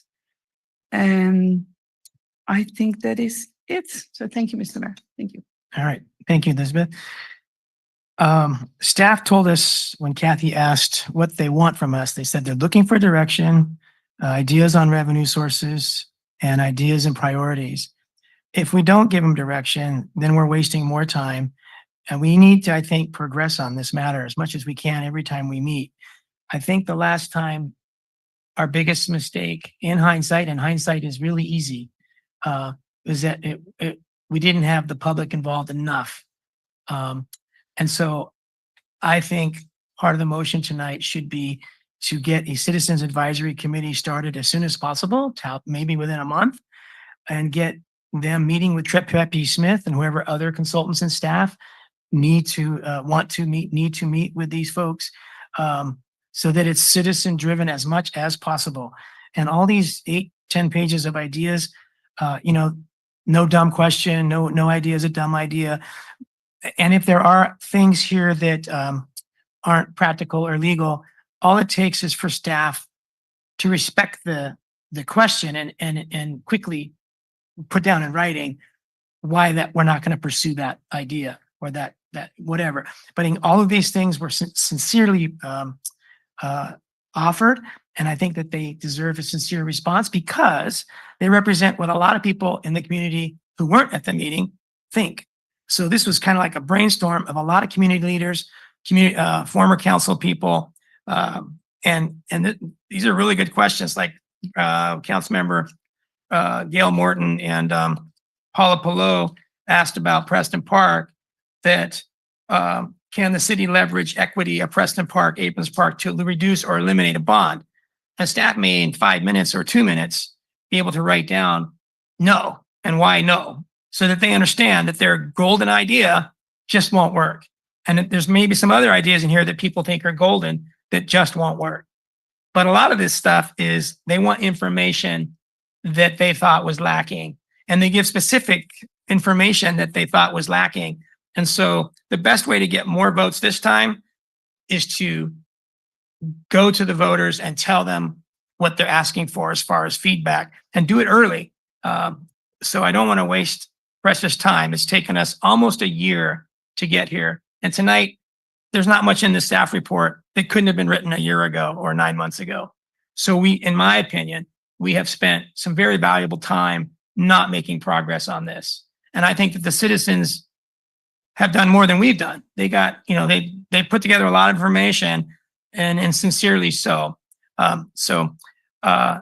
My 2 things are whether we make we don't want me to read through every one of these things in a motion and say, please answer this, please answer that, please answer that. That's why it's summarized here, so we don't waste time. So 2 of my hopes tonight in giving direction the staff is asking for is all the things that others have said that they want something done. And whatever those items are, I hope those are in the motion. My 2 things would be respect the citizens as much as possible by establishing a citizens advisory committee at the front end, hopefully within a month or 2, and get them engaging with our consultants, and B, have staff take a look at this information and make whatever appropriate responses, some very cursory, some maybe more in depth, let it up to staff to decide that. And then as Jenny and Brian and I think maybe Kathy are saying, let's have those public meetings and bring them, hey, this is what we've heard so far from your leaders. Now let's add to it if there's anything new. But I bet you if we have another citizens meeting, there's not going to be a lot added to this, because the leaders of this put everything together before this meeting, and then they opened it up to these 30 people, and they added some things. But it's really nice to compile and build. And I hope we don't start from scratch, because that would just, again, take more time off the calendar that we really don't have a luxury of doing. But I really appreciate everyone's comments tonight. I think they've been really good comments, and including the public's. Okay, let's go to Councilmember McAdams. Thank you, Mayor. And with regards to the Mercedes dealership, it's my understanding that we don't even have the signed agreement from them. Is that correct? Correct. They have not. They're still working out issues with Mercedes USA. Okay. And so when should we expect that? Or is there groundbreaking delayed? What's going on? No, the incentive agreement that council approved had certain timelines in there, and none of those are changing. So all that stays the same. Okay. With the aquatic and sports center on the horizon, is staff discussing, maybe moving the senior programming there? Or are we trying to be creative with the new space that's coming? We could have camps there. Absolutely. Okay. Yes to all the above. Okay. So I think for me, what would be helpful when we engage the community is to just have all the ideas on the table, all of the possibilities. Because I agree with the mayor, like no question is stupid or off limits. And I want to hear from, not just 30 people that voted no, that we're probably going to vote no on anything tax related because they don't support increasing taxes. So, I mean, that is a real problem sometimes, right? And that's great. You could be passionate about that. But for, I think for us to have staff like bend over backwards to try to change these people's mind, I don't really know. Like I want to be mindful of staff time. So if maybe we allocate 4 hours of staff time, not 30 hours, I would want a very precise, and that way, if we're providing staff direction, we want to be clear. I don't want you to spend, 50 hours of staff time going through 10 pages of whatever from February of 2025. So I will support 4 hours or whatever. I think it would be helpful to have a path forward of taxpayer support and a path forward without taxpayer support. So if the utility tax passes, this is sort of what it could look like. If we do the utility tax plus the repayment lease, this is what it could look like. So just maybe more definitive information would be helpful. And then I agree with the comments about I can't pick the facility that we do first because they're all deteriorating. They all need, our city, our employees, our residents deserve new facilities, and I can't pick one. And I don't think that that's a fair thing to ask of the voters or really anybody. So I think those are the only questions that I have. Thank you. Did you get your questions answered? Yes. Okay, thank you. Jenny, let's go to Councilman McCarthy. Thank you, Mayor. A couple questions for Ryder. Ryder, I'm sorry, I don't know your last name. I don't see it on my screen. Ryder Smith. Smith, thank you, Mr. Smith. A couple quick questions. Councilmember Vischer mentioned that your initial projections the last go around was for this bond to maybe get 50% with your statistically valid surveying. And I'm genuinely kind of curious. Obviously that ended up kind of not being accurate, right? Or sorry, maybe that's not the right way. What ended up happening was very different what you expected to happen, right? And I'm just wondering if you could kind of help us understand why you think that was, and maybe what that tells you about any future polling that you may or may not do for us, and how that might be impacted by the kind of community Marina is. Yeah, a very fair question. So the first thing I just need to disclose is Trippi Smith didn't do this survey. It was done by FM3, who's kind of the largest, most reputable survey research firm. So we actually had no involvement in this ballot measure previously. So I would only be speculating on perhaps gaps between this prior research and ultimately who voted. There's a few things. It's perhaps timing of exactly when this effort concluded its research. because I am seeing some numbers here. If I'm looking at the old PowerPoint deck from roughly July of 2024, and it's showing a yes total of about 51%. And as was noted, it came in above 60.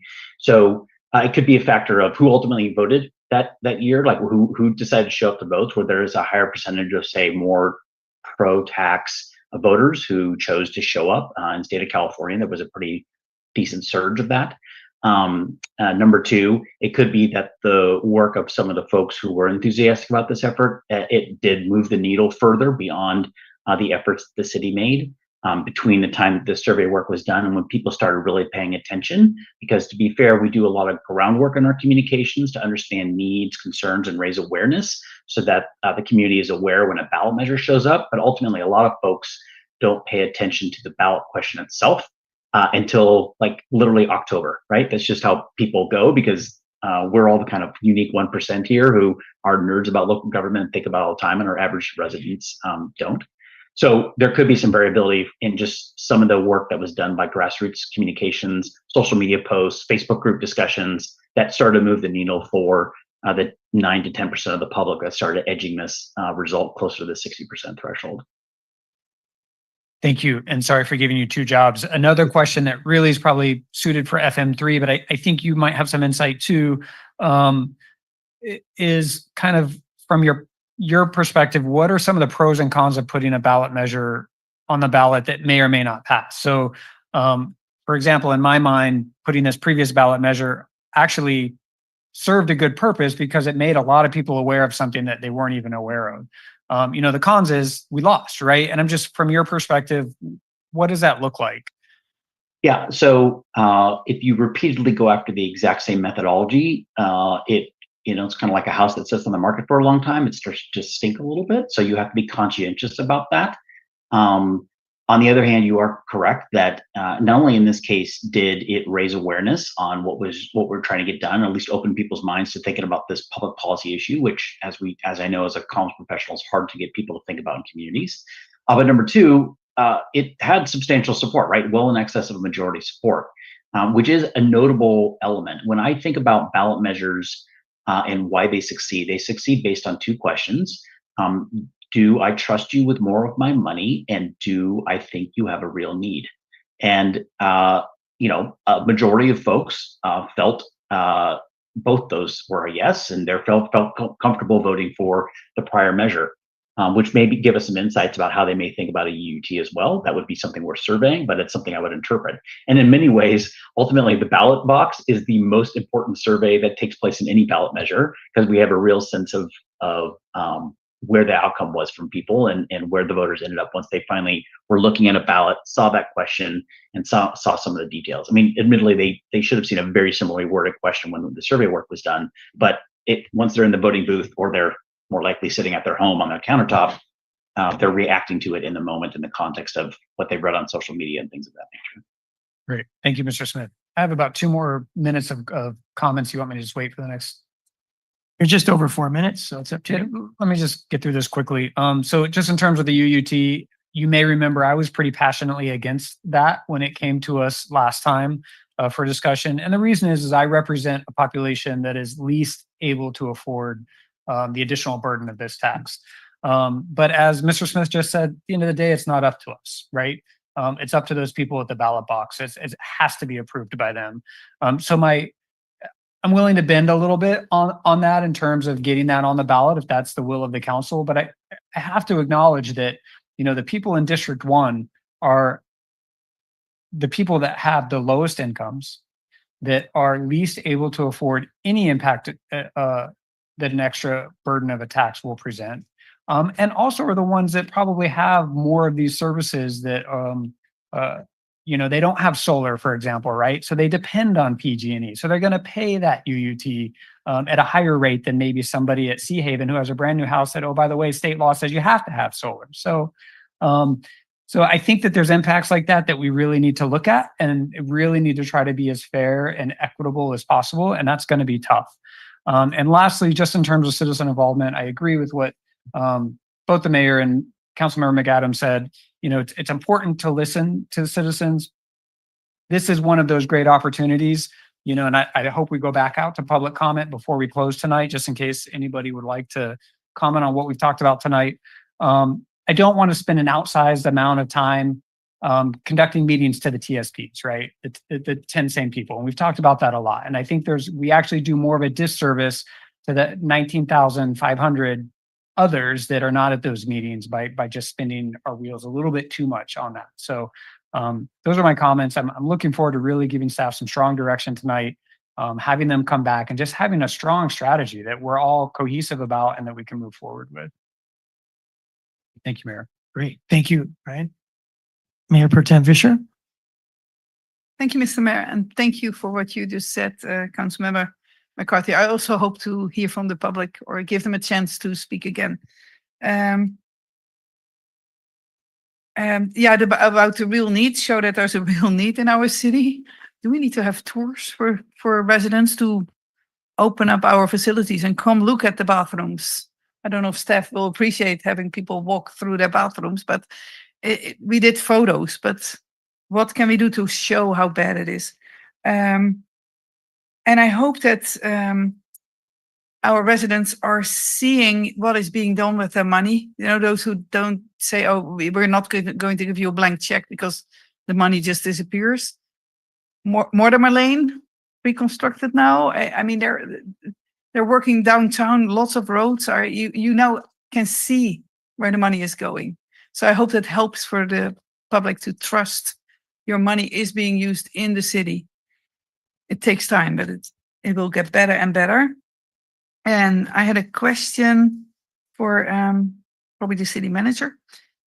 Is it possible to have a bond and offer exemptions? Because I agree that, you know, I was thinking about people, we have solar, our PG&E bills already are low.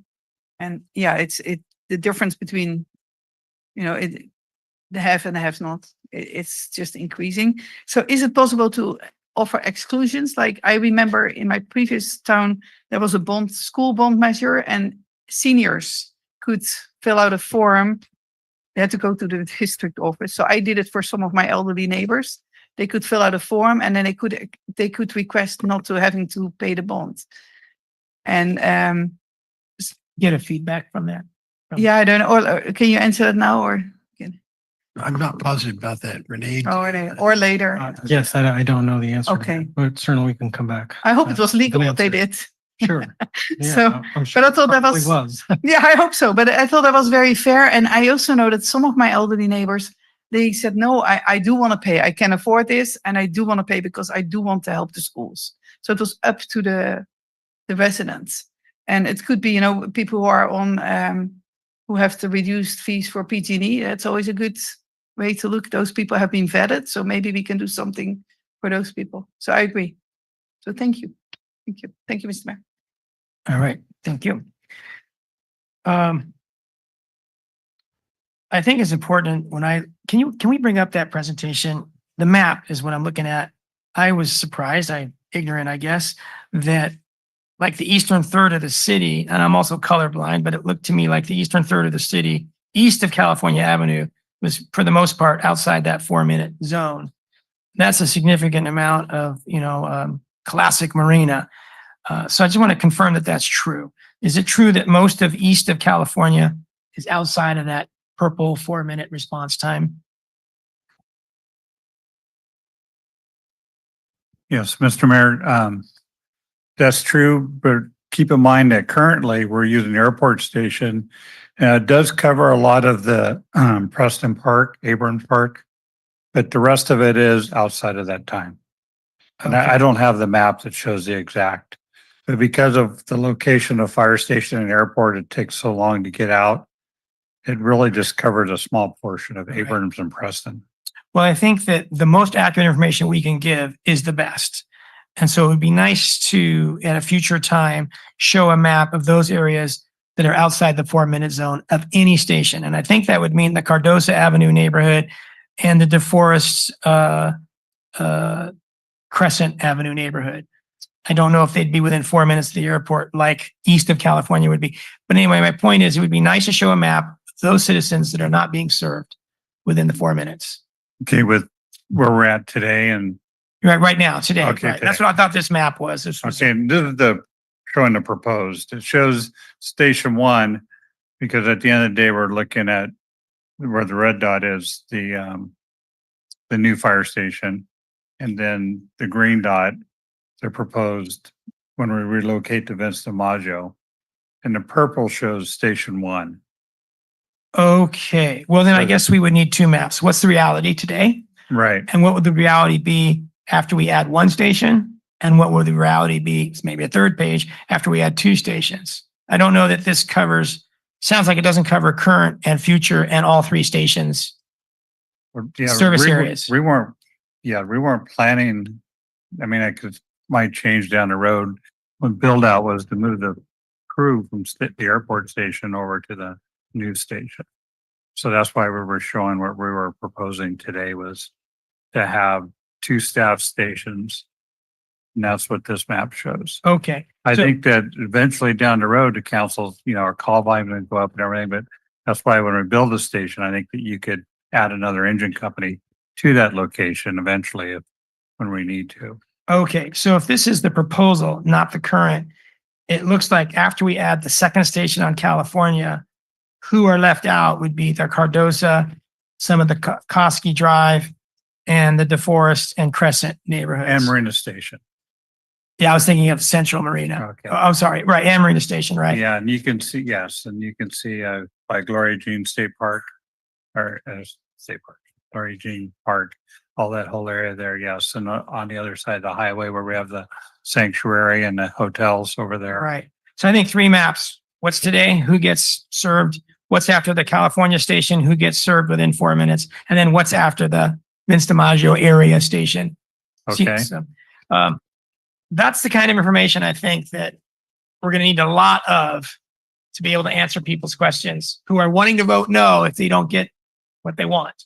So we want to give them as much as we can. And if it's just information, that's fairly inexpensive. Yes, and I think one thing to kind of keep in mind too, and we'll talk with the GIS, like it shows an area open on the Marina Station, but I think that's mostly because of roads.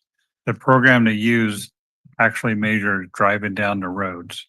And some of the roads aren't in the system yet to accurate. Okay. All right. I think that's my 5 minutes for now. Let's go to Councilmember McAdams.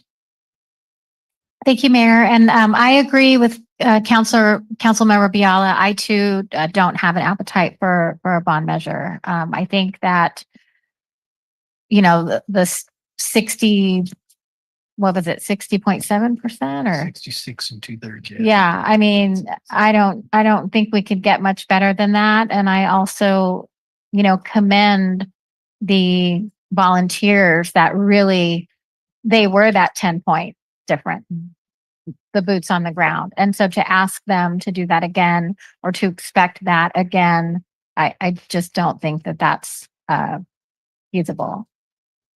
So something we heard loud and clear during Measure U, the opponents, was where are the buildings going? And I think if we're able to narrow that down a little bit, obviously the same group will be upset if we engage an architect and spend, $500,000 on plans, right? So you can't have all the things, but if we can, provide some of that information, I think it would be helpful. Also, it'll be helpful to better understand the Preston Abrams refinancing and what that $36 million refinance looks like. So for me, when staff, if you're able to, by the study session, if you can show what the numbers look like if the city, invests all that 13 million set aside. Well, what if we do 5 million? What if we don't invest any of that? What does the payment look like? And is that sustainable to keep those properties? I think that would be helpful because there's an extra potential, some pot of money like you presented. Yeah, we can certainly do that. So I'm happy to support an advisory committee and I would want an open application process. I don't want it to be assumed that the people who showed up at the hotel are on this committee. And so whatever that looks like, as long as it's transparent and anyone can apply, it's thoughtful about, sort of like what Councilmember Biala said, you don't want to hear only exclusively from the naysayers. You want a nice balanced voice in that. So I think that that's a great idea. If staff has capacity, because again, it takes staff time. So if I don't know how that would be put together, but I do think that is a good idea. And then of course to just have a broader community meeting. I mean, ultimately the ballot is the best community meeting. It's the best survey and all of that happens. But I guess to just really engage. And I also understand the disappointment when, 3 people come to this community meeting or whatever, when there's not that much participation. So I think we have to balance that too. So thank you very much. Thank you. Mayor Pro Tem Fisher, Mr. Mayor, I've been waiting really patiently. your light wasn't on. So that's Oh, why I'm I've been calling you. clicking it on for a long time. Okay, go ahead. Okay, Yeah, it wasn't on. sure. Just Okay, thank you. I'm sorry. Everybody's been on the second round. Okay. All right. So first to Councilmember McAdams' point about the sites. So last time with the bond measure, we did consider whether we need to identify the site before or preceding the bond measure. And which site, Kathy? Just to be I'm clear. sorry. Which the, site? The 5 sites that were presented Or what? for the city, the city facilities. Okay. And Not the fire. no, well, no, they were all in, the 5 different, it was in the currents. It included safety as well as civic centers. And I remember asking about that, but here's the problem. If you decide on a site, somebody then says, well, I'm not going to vote for that because I hate that site. So we kind of, I think, maybe as a group decided to back off on that, even though the information was available and we had all kinds of, posters up here to explain all of them. So I think that maybe at that time, the current thinking was get the money first and then we decide about the site. So just something to think about, because I think there's some validity and that process in itself is going to take, more than a year or 2. So we just need to be mindful about that. So I'm perfectly fine to continue to develop those ideas, but not necessarily have the community at the same time deciding between a UUT or a bond measure and all these other things and where the site for the civic centers are going. I agree 100% that we should be targeting all of not just the safety and the civic, but put it all together. Let's not try to divide it all out. It's going to take such an effort to get anything. And if we're going to split it off, we're going to have to go through the same process again in another 2 or 3 years. I mean, I don't think we have the bandwidth to do all that. We just try to do it all now and see where it falls. So Mr. Smith says trust and real need are the things that we need to articulate to the public about whether it's a bond measure, UUT. And I also want to say maybe primarily is hard work, that it took not just all the outreach and whatnot, but it took hard work on going door to door and explaining things. And the district that had the most yes, on you, used the old handouts that were very thick that contain all the information, specific information that I think everybody's saying the public really wants. But I think that was a key to it too, including the photographs of the condition of we distributed those too. So then when we outreach though, and this is on the public, not everybody can come to an evening meeting. I know so many people that are working much longer than 9 to 5 hours if they're in businesses, their own businesses. And also, even social media, not everybody's on it. So if we think about, again, what lessons have we learned? And we need to look at this, so our marginalized, our people of color communities, how do we reach them? If this is so important, how are we going to reach them? And I would like really a robust discussion and planning about that. And it may not be the traditional ways of saying we're going to hold this big meeting and everybody come.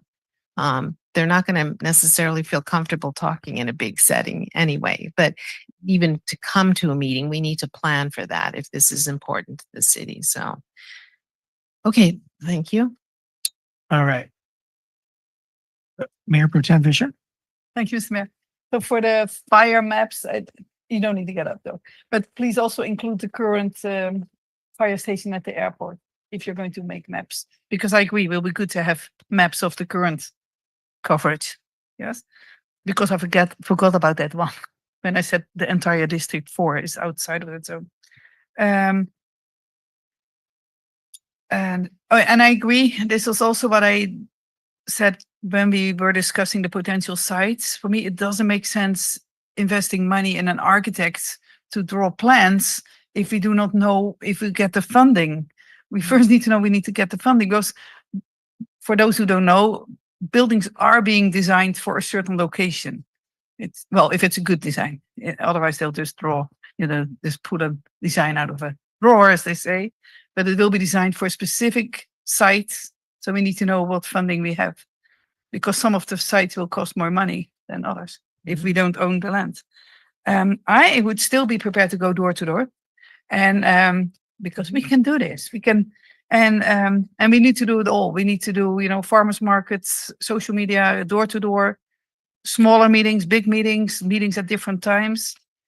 And I just hope that I don't break my toe again, and that Council Member McAdams doesn't break her toe at the same time. That was really bad timing last year.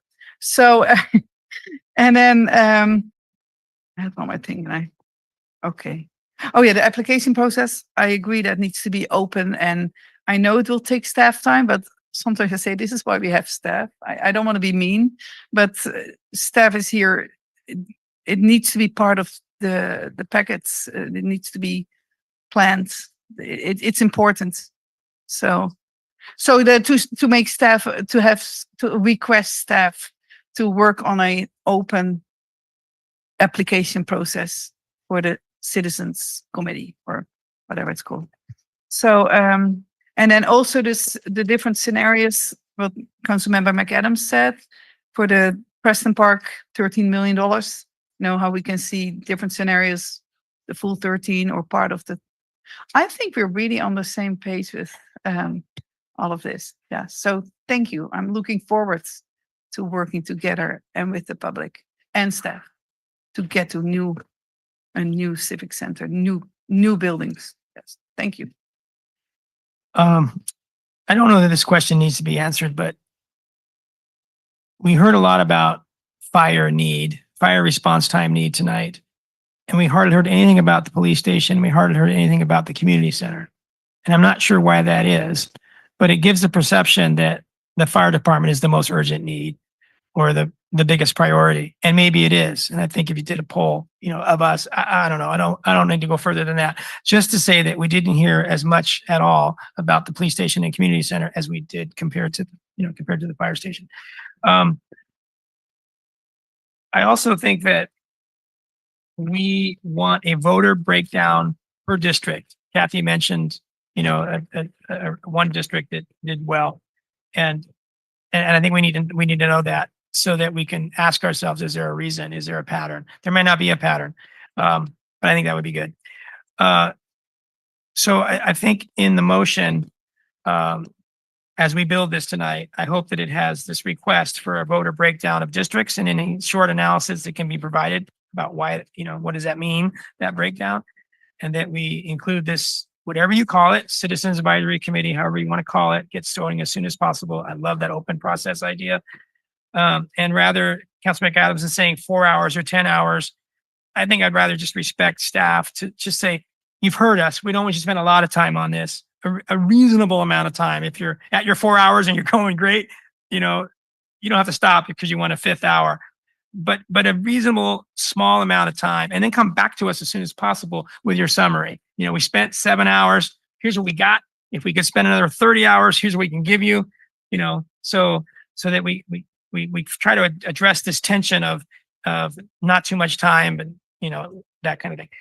And then tours was a good idea. I think we should get, you know, as after the Citizens Advisory Committee or whatever you call it gets going, I think we should get some tours going every month as soon as possible, not just for them, but it open up to the whole public. Trying to be as inclusive and transparent. Those are cliches, but doing what we can to be those things.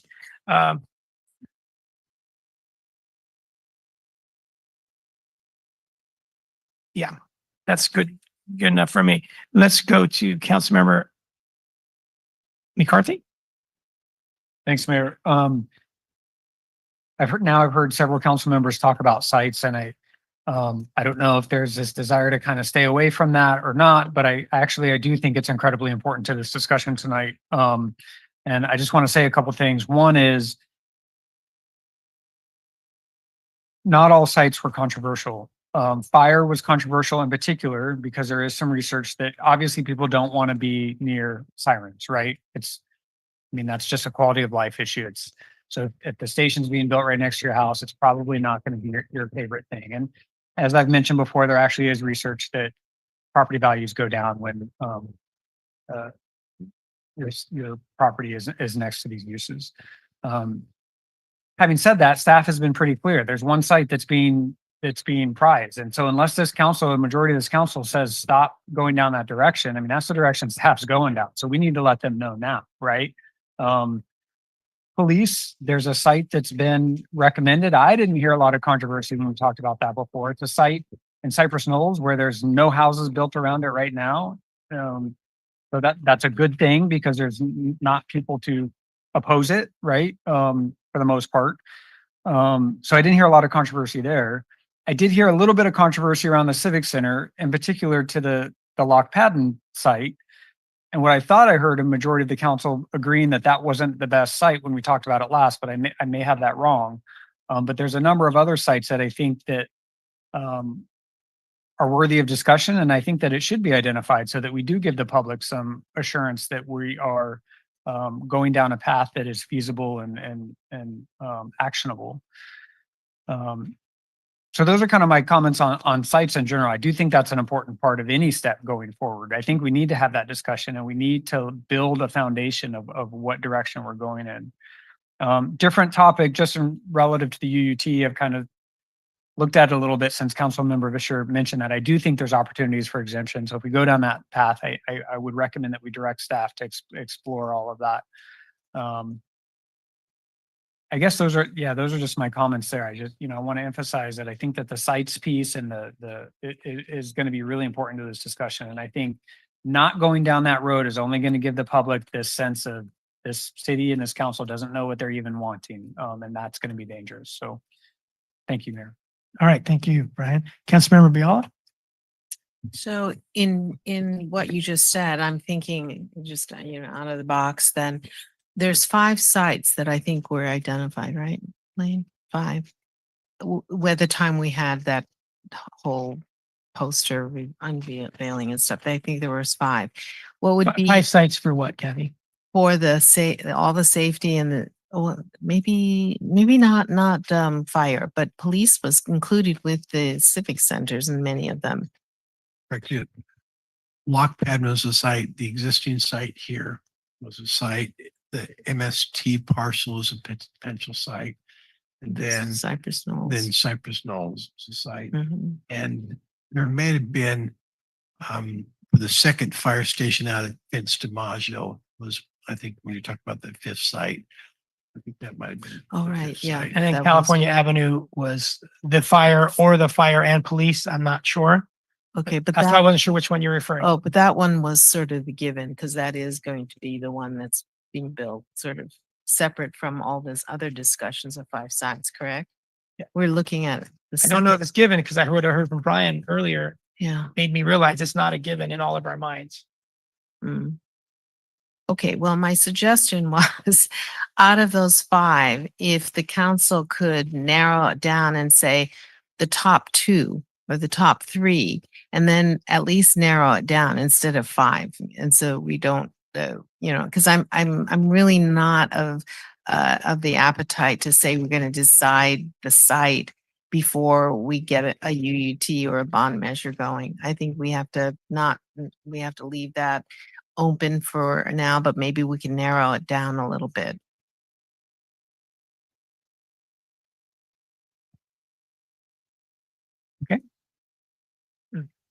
Thank you, Kathy. Mayor Pro Tem Fisher? Thank you, Mr. Mayor. I don't know if narrowing it down will help us because for me, it's to keep all the options open. Although for me personally, I know what my favorite site is, but I want to hear from others and the pros and cons. And like I said, the MST site will cost money because we don't own it. We'll have to purchase it if they want to sell it. And other sites we do own. So it also depends on how much funding do we get. If we can only pass the utility tax, we might have to make different decisions than if we get a bond measure passed or other income legally, I heard.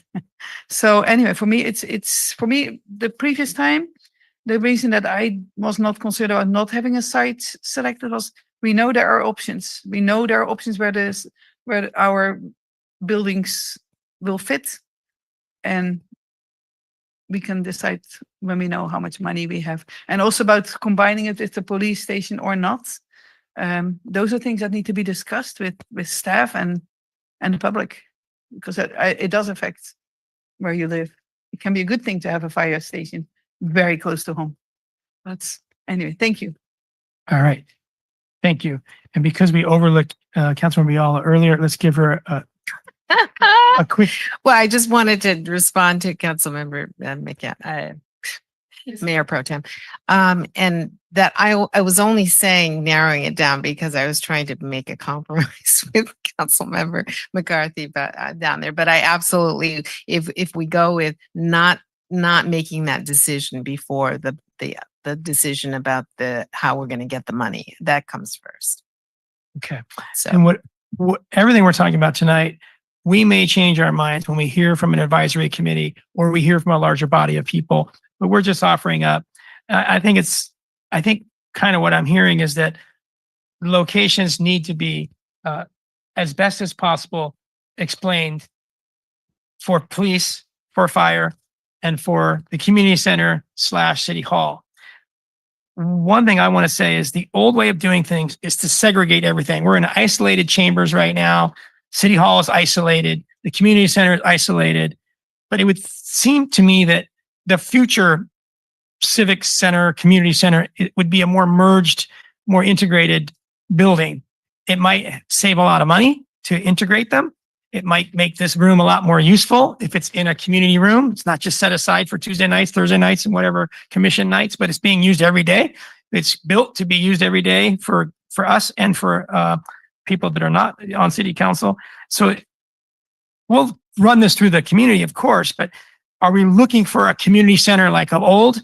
Or are we looking for a community center of modern times where as many offices are part of it? You know, we have 2 or 3 floors, we have offices, community centers, meeting rooms, things going on in one building. So it's truly a community center that includes staff and other city functions, or is it going to be segregated like we've seen in the past?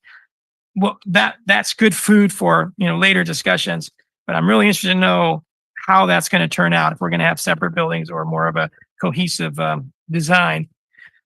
I think it's important. The staff said it, just that we know that the only cities in Monterey County that don't have a user utility tax are Carmel, Delray Oaks, and Marina, which means Soledad, Gonzales, King City, Greenfield, and all those other cities, somehow their taxpayers for decades have been paying a user utility tax, and they've been gaining from that. If you go to their facilities, all those cities I mentioned, they're in the modern era when it comes to police station, fire station, and community center and city hall.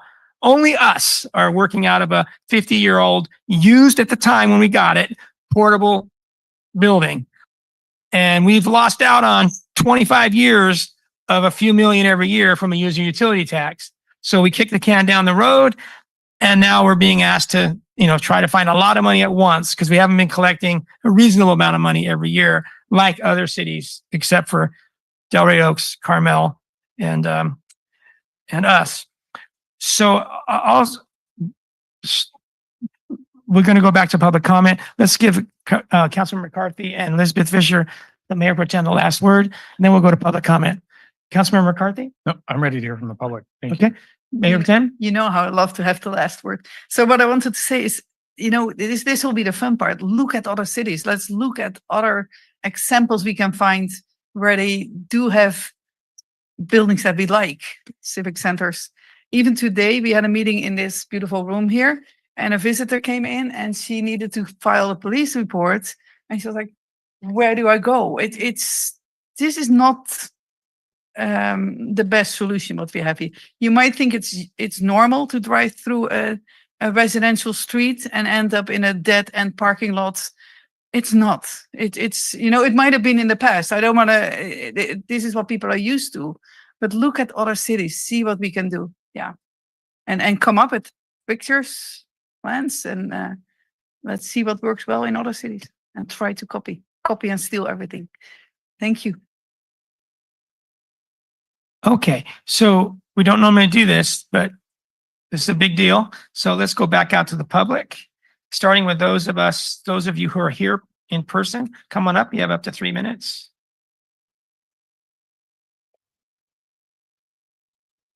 Steve Lee, resident of Marina. I'd just like to clarify one point from earlier in the evening regarding property tax. I think you said 15 to 16% of property tax ends up in Marina.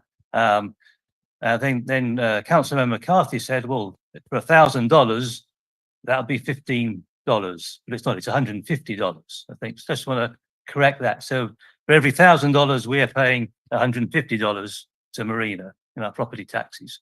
The other point is, for goodness sake, don't delay the rec centre and aquatic centre. That is going to be the biggest advertisement for Marina and the trust in the city. When that, if there's a ballot measure going on this time next year, then that'll be under construction. That'll be a wonderful advertisement, along with the park that's being built there, along with the Gloria Chine that'll be open, Sea Haven will be under construction. So in terms of trust, all those projects are going to be a great advertisement for the city. The aquatic centre is going to be a regional construction. People will come from all over the peninsula to see it, to share that when it's built. So don't delay that one at all. It's an old-fashioned term, but it's that I'm familiar with is civic pride from the old Victorian days when cities competed to see who could build the biggest, most impressive city hall. That's what we want to see here. So, okay, thank you. Hail to the king. Thank you, Steve. Anyone else in the building who would like to speak? Hi, it's me again. So we have the opportunity to build the biggest and the best brand new city. Why not do it together and big and so we can be like, wow, the new city like we are today, because we are a new city. We have a lot of beautiful houses that are being built here. We need to have that facade or that image. And I think if everybody can go together and not be negative and all be positive and work together, I don't see any reason why we can't do it. Thank you. Thank you, May. Anyone else in person before we turn it over to the online folks? Okay, let's go to Denise Turley online. Welcome back, Denise. Hi, thank you. So I'm going to save myself an email and just ask Ms. Vischer to forward me a copy of those notes that we were promised almost a year ago that I never got, and to my email, even if they're scanned, whatever way is easy for her. Thank you and good evening. Thank you, Denise. Let's go to Grace Silva Santella.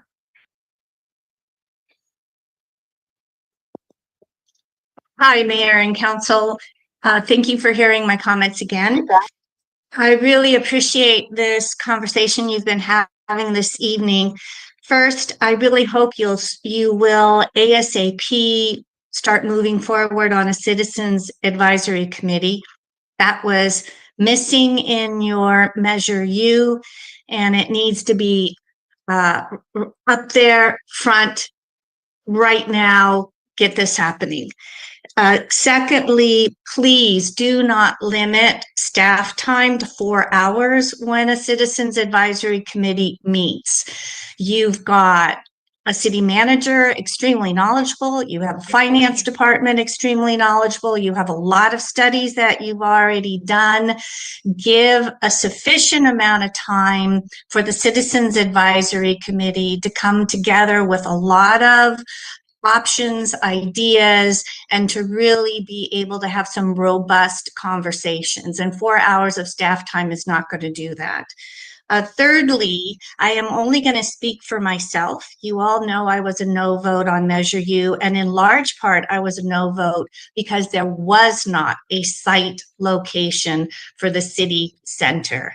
I really urge you, do not place another bond measure unless you have chosen a site for the civic center.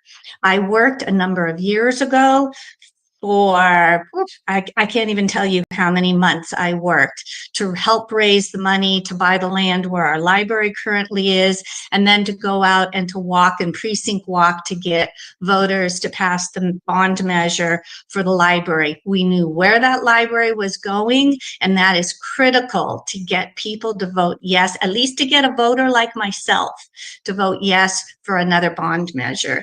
And then finally, one of the most important things I think that has come out of the staff report and in your conversation, and I only heard a bit of it, was to co-locate facilities. You've just spent a lot of money rehabbing the Arts Village building. This seems to me it could be a great location for a future senior center. I recall Andrea Wooler, your recreation director, talking about money that could go into the Hillcrest Civic Center, and that your architects had said that building was a sound building, and perhaps MPUSD would be interested in conversations about Los Arboles for an expansion of the teen center. So anyway, thank you very much for tonight, and I look forward to you moving forward on this. Thank you, Grace. Anyone else online? Please raise your hand if you'd like to speak. Give you a moment, which I consider 7 seconds. Okay, we'll close public comment. Council members, why don't we build a motion? Who would like to begin? Councilmember McCarthy? Thank you, Mayor. Not to begin, just kind of a comment on the public comment. Steve, first of all, thanks for correcting us. Turns out none of us were right. The County of Monterey actually has this really cool graphic. For every dollar that is spent, 6 cents comes back to the city. So 15 cents goes to the county, 6 cents for every dollar comes back to the cities, which obviously I don't have to tell you is not a lot. I do have 15% on my HDL data. Okay. So this is from the county assessor's office or the county, and this is a graphic that's comes in our property tax bills. You've probably seen it if you have property in the city of Marina. So not sure where this is coming from, but it's a really cool graphic, and I encourage anyone interested to take a look at that as well. And not that I'm distrusting your data, but be interesting to dive into that a little bit deeper. Yes. Thank you, Mayor. All right. So I'll open it up, starting to build a motion. Let's provide direction to staff, including creating an advisory committee open to the public. However, staff would like to go about that as soon as possible, hopefully within a month or two, get going on that and have those folks on that committee meet early with Trepepi Smith and any other consultants and staff that staff think are appropriate to get them going. That we ask staff to spend a reasonable amount of time, stressing toward the minimal amount of time, to look over the questions and ideas presented in this 8 or 10-page document, and come back to council as soon as possible with an idea how much time you spent, a summary what you've come up with, and how much time it would take to do further review of the questions and ideas. Thirdly, that we encourage the use of tours as soon as appropriate, and that we take a look at what other cities have done. Number one, what do they have in the form of these kinds of facilities we're talking about? And number two, how are they funded? So we can I'll just leave it at that. And that we get a voter breakdown per district, how Measure U went, and some brief analysis of if there's any salient points, we can take away points from that. So let's start with that, if there could be a second. Second, and I'd like to add. Okay, please continue. Councilmember Biala. Okay, I would like the staff to do more research on UUT and a bond measure. I mean, let's get the details much more than you presented today. You know, how much it's going to cost us for this, you know, timelines, you know, who we're going to hire if we need to for consultants. But I think those two things are the main focus for financial decisions, it sounds like. And I think that people are focusing on the sports center, aquatic center. It never entered my mind that we would stop that. I mean, we have accounted for all the funding in it. I can't imagine anyone on this saying that, well, since we can't get the UUT tax, well, let's stop the, you know, the sports center. So let's put an end to that rumor. We're building a motion. Can you start over again? What you would add to the motion? Okay, okay. I would like to add that we research the UUT and the bond measure. And that we don't decide on a site, that we update any site evaluations, because you have given a lot of information over a long period of time on those 5 sites. But you keep saying site. You mean for the community center, city hall? yes, the 5 sites that were presented by Lane, many forums. And those 2 I'd like to add. Okay, so I have research continuing to research UUT and a bond. That's the first thing you wanted to add. And second was, don't decide on a particular site for the community city hall location, but keep all 5 in mind. No, just to give us an update on them. I think that Okay. those 5 are identified. But Right. I Now, I just know want to that hear some people are updates. saying the arts building, Elizabeth has said for a while, Cypress Knolls. Well, But that's you're one saying, of the sites already, Cypress Knolls. oh, okay. Perhaps the Emmett, perhaps the Walgreens site between Starbucks and I'm sorry, Walgreens. I'm. Someone has said that that's their favorite site. So, Okay, but a point of order, I'm sorry, I feel like this motion is just getting out of control. Can we Yeah. try to be focused and Right. I was just trying to focus on that last point so it doesn't go sideways on us. Okay, Can I'm you just repeat that suggesting the second point? 5. I would like more updates on the 5 designated sites. I don't Okay. necessarily agree to add any, just the 5. Okay.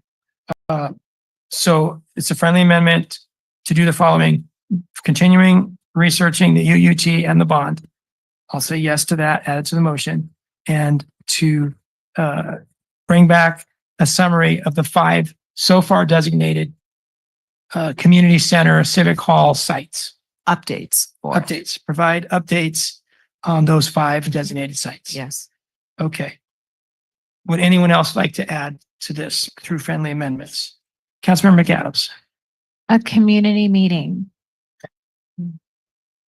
any time frame? Want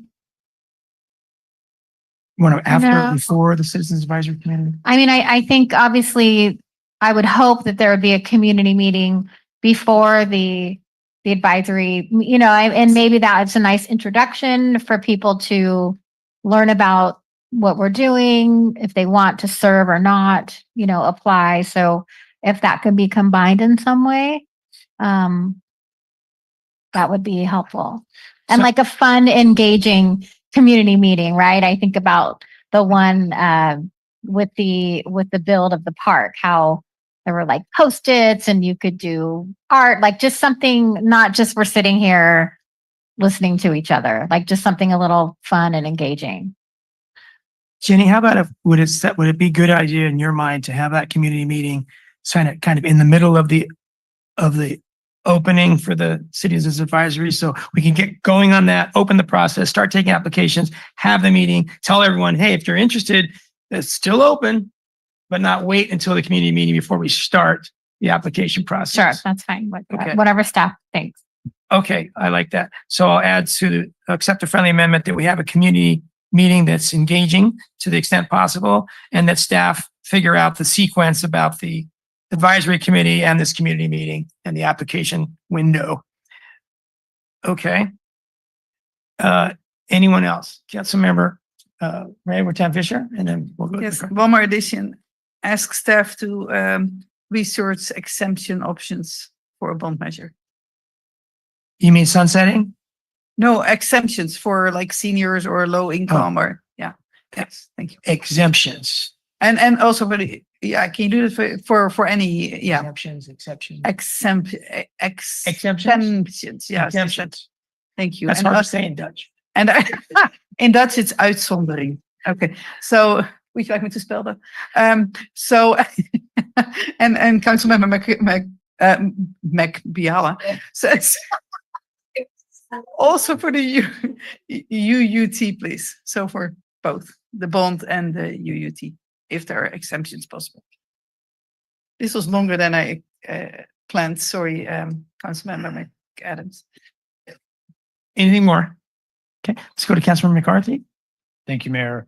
Do have friendly amendments, but before I get into those, I think that we do ourselves, the public, and certainly the city clerk no favors when we run these kind of motions. I would like to see us do better. And I think one way to do that is, our Guido would often put the motion on the screen so that we can all see it.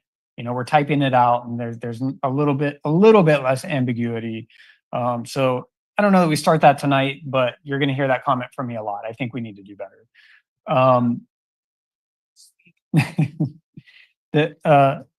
In terms of amendments, I heard from Councilmember Vischer this talk about the Arts Village, and that wasn't an original site. Do we want to add that or get an update on the possibility there, or is it not worth? I'm just kind of looking to you for a head nod if you're passionate about it or. Okay, to answer that, it could be later in the process. I like the idea to get the updates about those 5 sites. And okay, we'll leave that off. Yeah, now, it then. could be later if we find out that there's issues to be the 5 side. Okay, we'll leave that off. My only other amendment that I'd like the council to consider is that the Citizens Committee is representative of the voters, and so that we have something like, I'm thinking a committee, no more than 10 people, that is 6 people that were in favor of Measure U, 4 people that were opposed. That's a 60-40 split. I think that makes a lot of sense as representative of the voters and, hopefully kind of gets around the TSP issue a little bit. If there's more applicants than there are seats, then I would hope the city would just randomly select using some computer program. Don't get into, oh, well, this person was really vocal and spent a lot of time. No, we don't need to do that. We just need to hear from everyday people that can't afford to spend, 80 hours a week, either being for or against something. So that would be my friendly amendment. Brian, with your amendment, when you talk about representative, I get the 60-40 split. I'm fine with that. Do you want to ensure somehow that staff ends up with people from all 4 districts? Do you want any geographical representation? I think I would, yes. I would ask staff to attempt to do that, whatever that looks like for them. I don't know that I want to dictate that because that gets a little tricky. And I think the more we talk about it, the more we find loopholes in it. So yes, I think if we can give that general direction, I'd be for it. Okay, is your friendly amendment dictating a 60-40 split in favor? 60-40 split and randomly selected if there's more applicants than seats. Okay. Mr. Mayor, I'd like to comment on that. Yes, go ahead. Before we go on. I don't like the idea really about 60-40 based on of the previous vote. I think we are going to be considering UUT bond measures. I think we start from ground zero and we don't assume people have the same voter mentality going into the meeting. So I would really like to see the committee based on districts so that we have an entire representation of the city on this. But I really don't like the idea really about splitting it based on a previous vote. I think we start from scratch and assuming that everybody's going to get the same information and we want it, citywide. I guess, I don't know if I still have the floor, but I guess the downside to that, and I'm hearing what you're saying, the downside to that is that we're going to hear from the people that are opposed, right? Those are the people that are vocal. And so whatever comes out of this committee is going to be heavily weighted towards that. And so then how do we process that information? And I don't know what the answer is, but in my mind, getting a clear representative of both people that are for and against helps give us information that is more representative of what the actual people want. Yes, this is a new potential bond measure. But people's opinions are going to be relatively the same, right? There's still going to be people for and against. And what I'm worried about is that we have this committee of all people that are opposed to the tax revenue. So then how do we handle that information, right? It gets tricky to me, but. Just because you feel like the opposers are more vocal and more involved. And so if we're selecting two, let's say from every district, that somehow we're going to get people who opposed Measure U? Yes. Really? Yes. Oh, Can we tell staff we want representation geographically and tax perspectives and let them figure it out? Or do you want to stick to a 60-40 in your friendly amendment? how do we? I'm asking Brian. Yeah, I mean, my preference is just that during the application process, there's a checkbox. Did you favor Measure U or did you oppose it, right? And then we stick with the 60-40 or even 50-50, honestly. I mean, it's close enough for me, but. That was my proposal. So can we do 50-50? And there might be people who say they don't know yet. There might be a third box. Yeah, or they might game the system and say the opposite. Yeah. Yes. Stack. Well, if enough do that, then it'll even out. But, okay. So I'd like to say, if it's okay with you, Brian, that I accept the friendly amendment at a 50-50 ratio and to consider geographical representation and let staff kind of do the rest as far as details. I would favor that. May I? 3 boxes, 2 boxes, all that kind of stuff. Let them do Can I their. clarify something? So you're saying 50 who voted no and 50 who voted yes, but the person who says they're neutral, we discount them? No, I think what the mayor was saying was we kind of give staff a little bit of leeway so maybe there's, depending on the kind of applications you get, maybe you get 20% I don't knows. And so you take in a couple of those too. I don't want to overgame this, right? Or dictate. But what I want to hear from is a diverse representation of the public. And that's not necessarily what I saw when I showed up at the Spring Hill Suites. That was my opinion. And I don't really want to be involved in the everyday of, selecting or dictating how staff selects, but I'm trying to give some high level direction to staff so that we get a fair representation and a diverse group of voices. So. All right. I agree with that. So I'd like to say that I'll accept a friendly amendment. In my opinion, it is that we ask staff that they come up with a citizens advisory committee that's representative geographically between the districts and roughly a 50-50 split of those who had a yes or no, and probably try to provide some undecided voters that didn't vote or what. Anyway, I'll just leave it at that. Okay, let's go to Councilmember McAdams. Thank you, Mayor. Just another thought would be that by district, we appoint 2 because there's 5 of us. So that would be 10 people and we could, have 1 support and 1 oppose. But I mean, I also appreciate this too, because I know it's complicated when we get applications and they have to be redacted and stuff like that. But that was just another thought to throw out there. I'm good either way, but I would like to say an odd number is best. So you don't get stuck on the Sure. ties. Yeah, okay. So I don't know how you get that 11 person, but 10 people sounds good. Now you might want more than 10 because they drop out and you end up with 4. You start with 15, you might end up with 6. And then that might be skewed toward the opponents. And so what's folks think about the suggestion of? I liked what Councilmember McCarthy at one point said, diverse representation. and staff can determine, because you might want women, men, Business people. the business, different ages, different races. Yeah. So staff depending staff has done this a lot. With the general plan. I think we committee. can trust staff. They have the overview. If we do 2 each, we don't know what other districts. And more likely to get the 10. Yes. So let's trust staff. How's that? I don't want to hear just from you. Yes. Okay. Thank you. All right. Jenny, Councilmember McAdams, do you have any other? Okay. Councilmember Biala and then Vischer. Yeah, I just want to stress again on the outreach meeting. Are we saying one meeting or more? I think that One meeting. the friendly amendment was get that community meeting soon. Okay. They might have 30. But this Okay. first one, let's get it going soon. And I really want to stress that we've got to do a really concerted outreach to marginalized communities. So we talked about hiring the consultant to put out a massive postcard every 2 months on the topic of the era. And so maybe our first postcard is going to be this process: apply, come to the meeting, send your email, input in, start getting them going. Okay. I mean, Yeah. if you think Yeah, that that's but appropriate. just always have that in mind, because we've had consultants who also produced results that were highly skewed, and it never crossed their mind that this is not representative of Marina. So I just want to make that very clear. Okay, I don't know if we need to put that part of the motion or not. It's up to you, Kathy.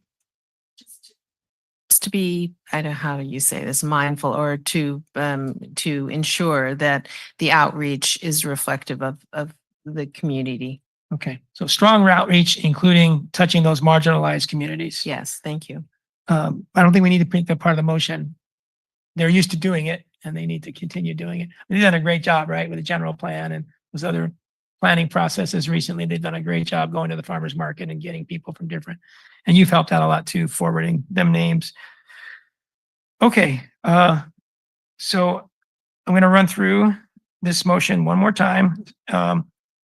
One, that we give direction to staff to include establishing a citizens advisory committee or whatever they want to call it as soon as possible, hopefully within a month or two, and that body of people meet with Tripepi Smith and other consultants and staff that staff finds appropriate. Secondly, that staff spend a reasonable amount of time, leaning toward the minimal amount of time, to look over the 10-page document and provide some kind of response to it, and come back to council after a reasonably small amount of time, as soon as possible, with a summary, the amount of time that they spent on it, and how much time it would take them to do more that they think would be appropriate with that 10-page document. That's pretty long. We got it. That was very concise. We're good. Jenny was more concise in the 4 hours though, huh? All right, that we get tours going as soon as staff finds it appropriate. That we look at other cities, what they have as far as these facilities discussed tonight, and how they got them as far as funding. That we don't decide on a community city hall site, but that we get a summary, an update on the 5 designated sites. That we continue research into the UUT and the bond. That we get a community meeting going as soon as reasonably possible and we make it engaging. And that community meeting be in the application process, not at the end and not at the start, but in the middle of the application process to fill the advisory committee. That there is research into the potential exemptions that can be offered with the UUT or the bond. And lastly, that the Citizens Advisory, whatever you want to call that committee, be representative geographically between the 4 districts, equally representative, and that it's a more or less 50-50 split in favor or opposition to what they voted to Measure U, with some undecided folks appropriate, okay also. Yeah, thank you. And that we get a consultant voter breakdown per district and some short analysis of any salient takeaways. Mr. Mayor, I thought we were gonna take out the 50-50 and just say that we rely on the staff to get representative Okay, and diverse. Is that what everyone- diversity of, okay. So on that last point of the motion, I'll restate it, that the staff do their best to have a representative citizens advisory committee, both geographically and their perspective on taxes. And women and men, and so diverse, just diverse. diverse. Don't start. Okay. Just diverse representation. Okay, Brian, would you like to state that friendly amendment and we'll try it one more time? I think my colleague said it best, that we leave it up to staff to choose a diverse Representative. and representative group of citizens. Thank you, City Clerk. That we leave it up to staff to choose a representative and diverse group of citizens for the committee. Okay, so your friendly amendment is accepted. So that last amendment in the motion is that what Brian just verbalized. Okay. Any desire to go through the motion again? Okay, Shep, does it seem doable? Okay, Who seconded? Did I second? yeah, that? so if Okay. you say the second holds to what What you second heard. holds? Okay. Okay. Any final comment, questions before we go to a vote? Councilmember Just a quick McCarthy? final comment. I feel obligated to say, if it's not clear, it's not that I don't want to hear from opponents. Actually, I very much do. And I actually do think this document is very, very helpful for me. I don't necessarily love the way that it came to be, and that's okay. We can talk about that another time or not. But I do want to hear from opponents. I think they represent a very important part of the population. And they've had a lot of great comments. So if there's any ambiguity in that, I want to make that perfectly clear. It's just that I also want to make sure that I hear from the majority that very much support these new facilities and a funding mechanism for them. Thank you, Mayor. And because Elizabeth and I are sort of policy wonks compared to the average citizen, the bulk of this was drafted by her and I, presented to Bob Nolan, May, Peter Lay, and Paul Manuel. They had very little additions. And then we took it to the group of 30 that showed up, and they had a lot of additions, but we didn't take anything off that they started with. And we were both supporters. So I would say the bulk of this was written by supporters. And then that meeting, that 30-person meeting, the bulk of the new ideas came from opponents. And if you look at the last page, it shows arguments in favor of, and the page before that is arguments against. So it turned out to be a fairly even document as far as who the authors were. Okay. So I think we're ready to vote. All in favor, please say aye. Aye. Aye. All opposed, please say no. Any abstentions?